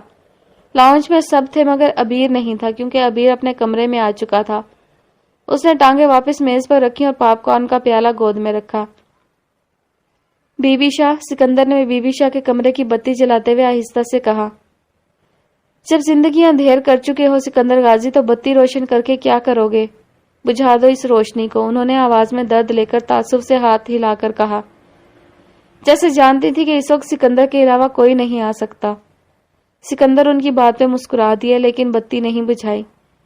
وہ قدم قدم چل کر ان تک آئے اور ان کی راکنگ چیئر کے قریب پڑے صوفے پر بیٹھ گئے۔ کمرہ پورا روشن نہیں تھا، نیم روشن تھا، لیکن اتنی روشنی تھی کہ بی بی شاہ کے تاثرات دیکھے جا سکتے تھے۔ سکندر جانتے تھے وہ ارم کے بغیر اجازت گھر سے جانے پر خفا ہیں، اس لیے تو سرے شام ہی کمرے میں بند ہو گئیں۔ لیکن وہ ماں کو ناراض کیسے کر سکتے تھے؟ وہ آج بھی 17 سالہ سکندر تھے جو بی بی شاہ کے ساتھ آفس جا کر صرف رنگ برنگے نقشے بنا کر ماں کو حیران کرتے تھے۔ بی بی شاہ، جانتا ہوں آپ کی دل آزاری ہوئی ہے، ارم نے کل جو کچھ کہا وہ نہیں کہنا چاہیے تھا، مگر وہ بھی آپ کی طرح ماں ہے، کسی پہ بس نہیں چلا تو آپ پر ساری بھڑاس نکال دی، وہ رسان سے کہہ رہے تھے۔ بی بی شاہ آنکھیں موندے بس سن رہی تھی، ان کے تاثرات ٹھیک تھے، کوئی خلل نہیں تھا وہاں۔ آپ ناراض ہیں؟ انہوں نے دھیرے سے پوچھا۔ تمہیں کیا فرق پڑتا ہے بوڑھی ماں کی ناراضگی سے؟ اپنی لاڈلی بیوی کے لاڈ اٹھاؤ تم، انہوں نے طنزیہ لہجہ اختیار کیا۔ کم از کم اس عمر میں تو ارم کو لاڈلا نہ کہیں، جب میاں بیوی بوڑھے ہو جائیں تو ایک دوسرے کو زیادہ عزیز ہو جاتے ہیں۔ اب ایسے بھی کوئی بوڑھا نہیں ہوا، میں صرف 3 پوتے پوتیوں کا دادا ہوں، وہ نروٹھے پن سے بولے۔ تم شاید کچھ کہنے آئے تھے۔ بی بی شاہ، جب آپ کو پتا ہے آپ ناراض نہیں رہ سکتی تو اداکاری کیوں کرتی ہیں؟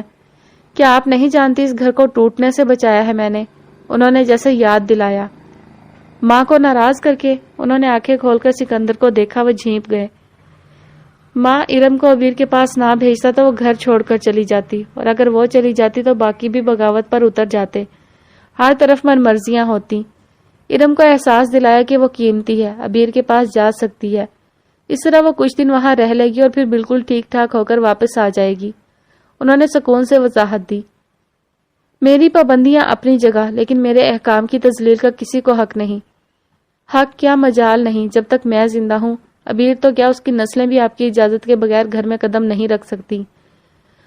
اس نے نالائق کے بچے کو آپ کو راضی کرنا ہوگا، میں بھی دیکھتا ہوں اسے کون گھر میں لاتا ہے۔ وہ ماں کی حمایت کرنے لگے۔ میری خوشامد مت کرو، میں آپ کے حکم کی حمایت کر رہا ہوں ماں۔ آج ابا زندہ ہوتے تو یقیناً یہی کہتے۔ سکندر، اپنی ماں کو سمجھاؤ، میری تو سنتی ہی نہیں۔ وہ مسکرائے۔ واجد کے ذکر پہ بی بی شاہ نے ٹھنڈی آہ بھری۔ آپ کی اپنی جگہ ہے اور ارم کی اپنی، اس نے 4 سالوں میں ایک دفعہ بھی آپ کے حکم کی خلاف ورزی نہیں کی تو کیسے ممکن ہے کہ اب کرے؟ وہ مجھ سے اجازت لے کر گئی ہے، یوں کہہ لیں اس نے نہیں، میں نے آپ کا حکم نہیں مانا، لیکن میں اب آپ سے معافی مانگ رہا ہوں۔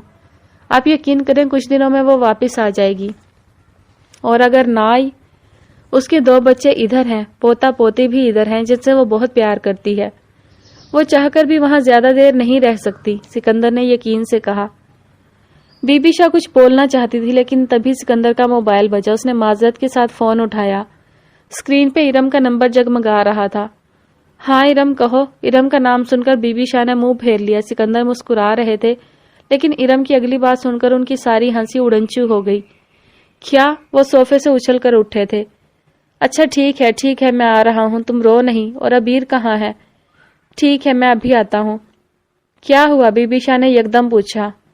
اشال اور اس کی کیئر ٹیکر نہیں مل رہی، ارم بہت رو رہی تھی۔ مجھے جانا ہوگا بی بی شاہ، انہوں نے جیسے بے بسی سے کہا۔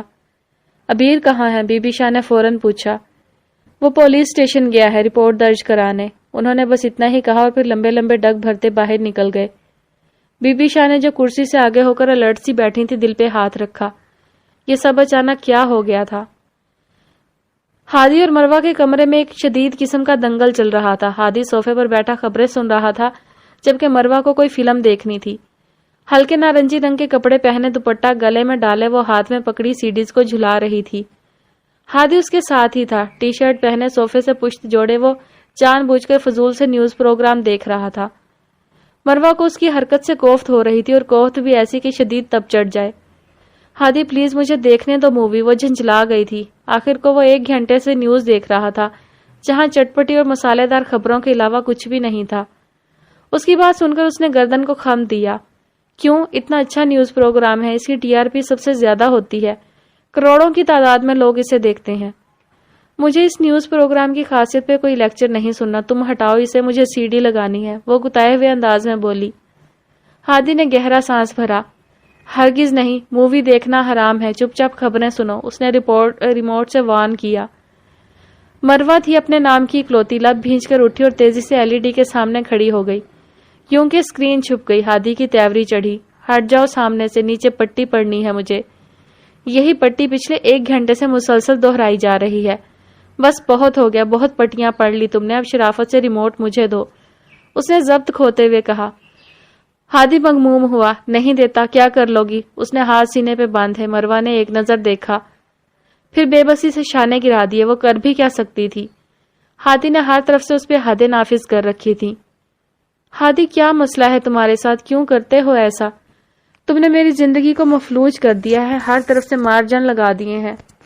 یار کچھ تو خیال کرو، مجھے ان سب چیزوں کی عادت نہیں ہے۔ تم کیوں کر رہے ہو میرے ساتھ ایسا؟ کیا بگاڑا ہے میں نے تمہارا؟ تم نے شادی کرنا چاہی، شادی ہو گئی نا۔ تم نے کلب جانے سے منع کیا، میں وہاں نہیں جاتی۔ ہر چیز تم سے پوچھ کر کرتی ہوں، یہاں تک کہ یہ کپڑے بھی تمہاری مرضی کے پہنے ہیں۔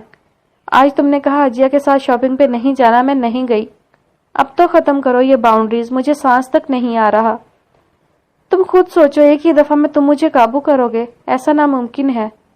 تم مجھ میں بدلاؤ چاہتے ہو، میں بدل تو رہی ہوں خود کو، اور کیا کروں؟ اپنی جان دے دوں؟ دم گھٹ رہا ہے میرا، تم سمجھتے کیوں نہیں؟ مجھے کیوں ایک معصوم جانور کی طرح پنجرے میں رکھنا چاہتے ہو؟ میری باتوں کو ذرا سا تو احترام دو، کچھ تو قدر کرو میری، کچھ تو لحاظ کرو۔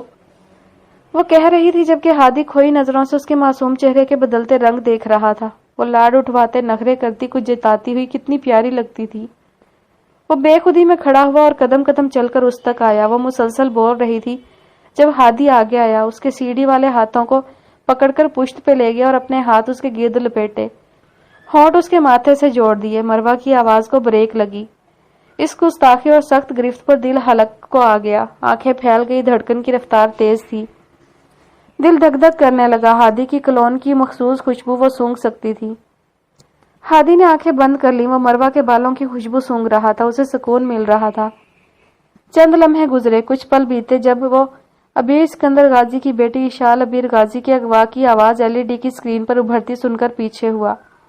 مروہ کو سانس آ گیا تھا جبکہ وہ مروہ کی پشت پہ اسکرین پہ چلتی پٹی پڑھ رہا تھا جہاں اشال کی تصویر دکھائی جا رہی تھی۔ وہ خفیف سا دیکھے گیا جہاں کہہ رہے تھے کہ اشال ابیر غازی پچھلے 5 گھنٹے سے اپنی کیئر ٹیکر کے ساتھ لاپتہ ہے۔ ساتھ ہی اشال اور فاطمہ کی تصاویر دکھائی جا رہی تھی۔ آواز اونچی تھی جس کی وجہ سے مروہ نے بھی گردن کو خم دے کر دیکھا۔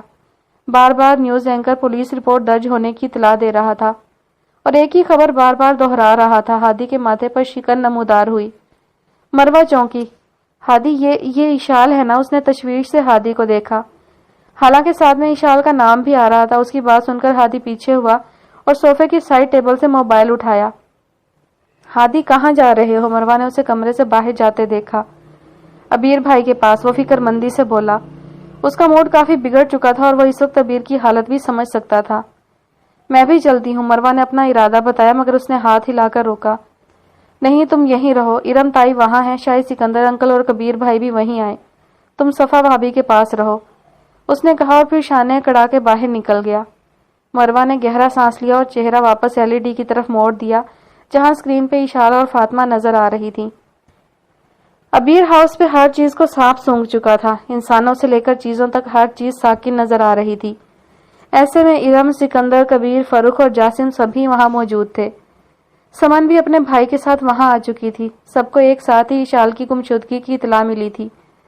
ان سب میں ابیر نہیں تھا، وہ اس وقت پولیس اسٹیشن عالم اور علی کے ساتھ گیا تھا۔ باقی گھر والے اس کا انتظار اور پیش رفت کی امید لگائے بیٹھے تھے۔ سکندر، جاسم اور فاروق نے بھی اپنے اپنے ذرائع استعمال کر کے اشار کے بارے میں معلوم کرنے کی کوشش کی تھی، لیکن وہ کہیں نہیں ملی تھی۔ ارم نے رو رو کر آنکھیں سجا لی تھی کیونکہ آج وہ پہلی بار اشال سے ملی تھی، اسے پیار کیا تھا اور وہ چھوٹی سی بچی اتنی جلدی لاپتہ ہو گئی تھی۔ غازی خاندان رضاریہ کی گمشدگی اور اس کی تڑپ سہ چکے تھے۔ وہ جانتے تھے اپنے اچانک لاپتہ ہو جائیں تو کتنی تکلیف ہوتی ہے، کیسے کیسے خیالات ذہن میں ہچکولے کھا رہے ہوتے ہیں، اور وہ پیارے جو کبھی نہ ملے، کیسے ہو جب ایک پل ایک ہی انسان آپ کے سامنے ہو اور دوسرے ہی پل وہ کھو جائے اور کوئی آپ سے کہے فلاں تو بچھڑ چکا ہے، جہاں آپ نہ اس کی قبر بنا سکیں اور نہ ہی یہ امید لگا سکیں کہ وہ زندہ ہے، جہاں زندگی اور موت کے درمیان آپ ہجر کے لمحوں میں جیسے لٹک رہے ہوں۔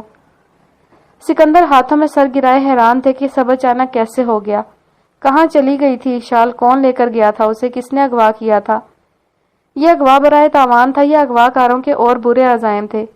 کیا کوئی عبیر کا دشمن تھا؟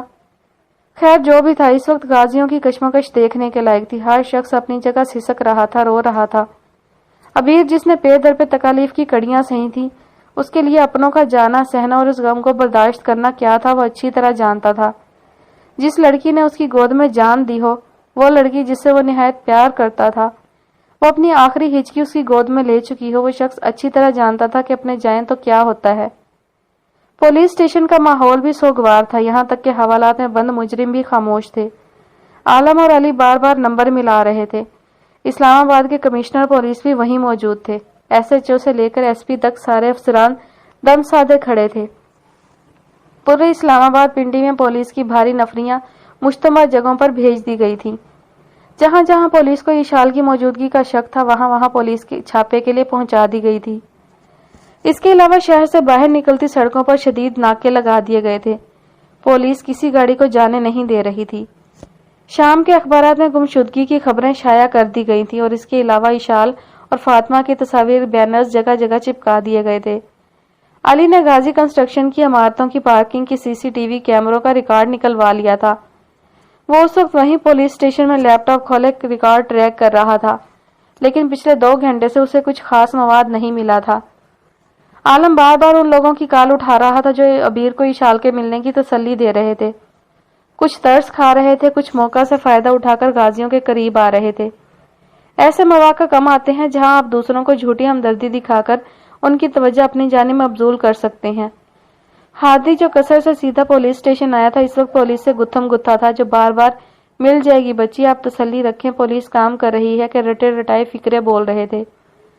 جبکہ ان سب میں عبیر خاموش بیٹھا تھا، کمشنر کی میز کے آگے کرسی کھینچے، ٹانگ پہ ٹانگ چڑھائے، ماتھا 2 انگلیوں سے تھامے، وہ آنکھیں بند کی اپنی سوچ میں محو تھا۔ گریبان کے 2 بٹن کھل چکے تھے، جیسے گھٹن کی وجہ سے کھول دیے گئے ہوں۔ آستینیں مڑی ہوئی، چہرہ بجھا ہوا، اور ذہن عجیب عجیب خیالات کو گڑمٹ کر رہا تھا۔ وہ اشال سے آخری ملاقات یاد کر رہا تھا جب وہ اس کے گال چوم کر اسے فاطمہ کے حوالے کر رہا تھا۔ کیا وہ ہمیشہ کے لیے کر رہا تھا؟ کیا سچ میں؟ اس نے جھٹ سے آنکھیں کھول دیں۔ نہیں نہیں، اشال کو کچھ نہیں ہو سکتا تھا۔ عبیر اس کا باپ اسے بچا لے گا، ہر حال میں اسے بچائے گا، اسے ڈھونڈے گا، وہ اسے کچھ نہیں ہونے دے گا۔ اس کا دل حلق کو آ چکا تھا، مگر وہ خود کو تسلی دے رہا تھا۔ حالانکہ رات کے 9 بج چکے تھے اور جیسے جیسے وقت گزر رہا تھا، عبیر کے لیے برداشت کرنا اور مشکل ہو رہا تھا۔ وہ بالکل رو دینے کو تھا، مگر وہ رو نہیں سکتا تھا۔ وہ ایک بہادر مرد تھا، اور سب سے بڑی بات، وہ مرد تھا، اور مرد روتے نہیں، رلاتے ہیں۔ سر، ہم کوشش کر رہے ہیں، 3 گھنٹوں میں 20 سے زیادہ جگہوں پر چھاپے مارے ہیں۔ ہماری فورس پر یقین کریں، ہم بہت جلد انہیں ڈھونڈ لیں گے۔ آپ بس۔ اس سے پہلے ایس پی کچھ کہتا، عبیر ایک جھٹکے سے کھڑا ہوا اور تقریباً میز پھلانگ کر اسے گریبان سے تھام کر اٹھایا۔ کون سی کوشش کر رہے ہو تم لوگ؟ وہ کوئی کھلونا نہیں ہے جسے تم لوگ کہیں سے پیدا کر لوگے۔ وہ بیٹی ہے میری، بیٹی ہے وہ میری، وہ چلایا اور ایک بھرپور جھٹکے سے ایس پی کو چھوڑا۔ وہ لڑکھڑایا اور پیچھے پڑی کرسی سے ٹکرا کر فرش پہ گر گیا۔ تم لوگ کوشش نہیں کر رہے ہو، میری آنکھوں میں دھول جھونک رہے ہو۔ 7 گھنٹے ہو گئے اور میری بیٹی کا کچھ اتا پتا نہیں۔ کر کیا رہے ہو تم لوگ؟ وہ اپنا ضبط کھو رہا تھا، اس نے ایک لات مار کر کرسیاں الٹ دیں۔ میز کا گہرا سبز کپڑا کھینچا تو ساری فائلز اور سب کچھ نیچے گر گیا۔ بھائی ریلیکس، ہادی نے اسے تھامنے کی کوشش کی، مگر وہ حواس کھو چکا تھا۔ گردن کی پشت تھامے کھڑا وہ باپ اس وقت بہت بے بس تھا۔ آنکھوں میں آنسو نہیں تھے، مگر پتلیاں نم ہو رہی تھیں۔ صرف اس لیے نہیں کہ وہ کچھ کر نہیں سکتا تھا، بلکہ اس لیے کبھی وہ چھوٹی اپنے بابا کے لیے روتی تھی، بلکتی تھی۔ میں بتا رہا ہوں، اگر میری بیٹی کو کچھ بھی ہوا تو تم لوگ دیکھ لو گے عبیر سکندر غازی تم سب کے ساتھ کرتا کیا ہے۔ تم ایک ایک حساب دو گے، کمشنر صاحب آپ بھی۔ اس نے انگلی کمشنر کی طرف اٹھائی۔ وہ سرخ انگارے لیے مرد کی آنکھوں میں دہشت اور وحشت دیکھ سکتا تھا، جس سے صاف ظاہر تھا وہ اغوا کار کو کچا نگل لے گا۔ عبیر نے سب وہیں چھوڑا اور پولیس اسٹیشن سے باہر آ گیا۔ وہ ٹھنڈی سانس لینا چاہتا تھا۔ ایک وہ عبیر تھا جو مشکل سے مشکل مارکیٹنگ ڈیل کو ہینڈل کر سکتا تھا، جاتی اکانومی کے لیے بیسٹ ڈیلز لے کر اسے دیوالیہ ہونے سے بچا سکتا تھا، جو عین لمحوں میں ایسے مارکیٹنگ ڈیلز لانچ کرتا تھا کہ لوگ انگیشت بدندار رہ جاتے، جو ایسے نقشے کھینچتا تھا کہ لوگ اش اش کر اٹھتے تھے، جو کسی بھی پریزنٹر کی چھوٹی سے چھوٹی غلطی کو پکڑ کر معاہدے کو مسترد کر سکتا تھا۔ لیکن وہ صرف عبیر تھا، اور اس وقت وہی عبیر باپ تھا، ایک ایسا باپ جس کی اکلوتی بیٹی اغوا ہو چکی تھی۔ اگر اسے سانس نہ آتی تو بجا تھا نہیں آنی چاہیے تھی۔ فاہم جو ساری کاروائی دیکھ رہا تھا، عبیر کو باہر نکلتا دیکھ کر وہ اس تک آیا۔ سر، مجھے کچھ کہنا ہے۔ اس کی بات پہ عبیر نے تنیا اعصاب کے ساتھ گھور کر دیکھا، جیسے نگاہیں باور کرا رہی تھی کہ پہلے کبھی پوچھنے کی اجازت کی ہے۔ فاہم نے خجالت سے آنکھیں جھکا دیں۔ سر، ایک بار وہ نئی ریسیپشنسٹ پریشما انصاری شال کو لے کر گئی تھی، آپ ان کو کال کر لیں، کیا معلوم وہ لے کر گئی ہوں۔ اور فاطمہ کہہ رہی تھی وہ اشال بی بی کے ساتھ کافی زیادہ گھل مل رہی تھی، مجھے ڈر ہے کہیں اس اغوا میں اس کا ہاتھ۔ فاہم چپ ہوا، اس نے آگے سے کوئی بات نہیں کی، مگر عبیر کی تیوری 180 کی رفتار سے چڑھی۔ اسے پہلے پریشما کا خیال کیوں نہیں آیا؟ شاید اسے لگا تھا کہ پچھلی بار کی ڈانٹ کی وجہ سے وہ اشال کو لے کر جانے کی غلطی نہیں کرے گی، لیکن اس کے بعد بھی وہ اشال کے آس پاس تھی، جان بوجھ کر اشال کے پاس جاتی تھی۔ تو وہ یہ سب کرنا چاہتی تھی، یعنی وہ لڑکی اشال کو ہمیشہ سے ہی اغوا کرنا چاہتی تھی۔ اوف اللہ، یہ خیال اسے کیوں نہیں آیا؟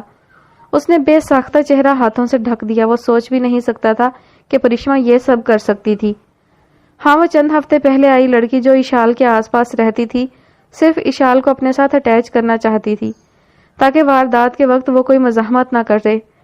اس لیے تو سب کچھ چپ چاپ ہو گیا، حالانکہ اگر اشال اور فاطمہ اغوا ہوتی تو مدد کی چیخیں ہر طرف سنائی دیتی۔ ڈرائیور نے انہیں پارکنگ میں آتا نہیں دیکھا تھا، جس کا مطلب تھا وہ ان دونوں کو کہیں اور سے لے گئی ہوگی۔ کیا اس نے فاطمہ کو مار دیا ہوگا، یا اس کی مددگاروں نے فاطمہ کو کہیں غائب کر دیا تھا؟ کیونکہ وہ اور اشال آخری بار ساتھ تھیں، لیکن اگر ایسا تھا تو اس کی تاوان کے لیے فون کیوں نہیں آیا تھا، حالانکہ 7 گھنٹے سے زائد وقت ہو چکا تھا۔ اس نے بالوں میں انگلیاں پھنسا دیں، وہ یقین نہیں کر پا رہا تھا۔ ایک جھٹکے سے SHO کی ناف پٹی سے بندھی پستول کھینچی اور اپنے پاس رکھی۔ عالم جو پیچھے آ رہا تھا اس سے موبائل کھینچ لیا اور لمبے لمبے ڈگ بھرتا باہر آیا۔ گاڑی جو باہر ہی کھڑی تھی اس کا دروازہ جھٹ سے کھولا اور سیٹ بیلٹ باندھتے ہوئے گاڑی زن سے آگے بڑھا دی۔ ہادی اور عالم جو پیچھے آ رہے تھے عبیر کو یوں تشویشناک حالت میں جاتا دیکھ کر رکے، مگر وہ جا چکا تھا۔ انہوں نے بس عبیر کی گاڑی کی بیک لائٹیں دیکھی تھی جو جلتی بجھتی چلی گئی تھی۔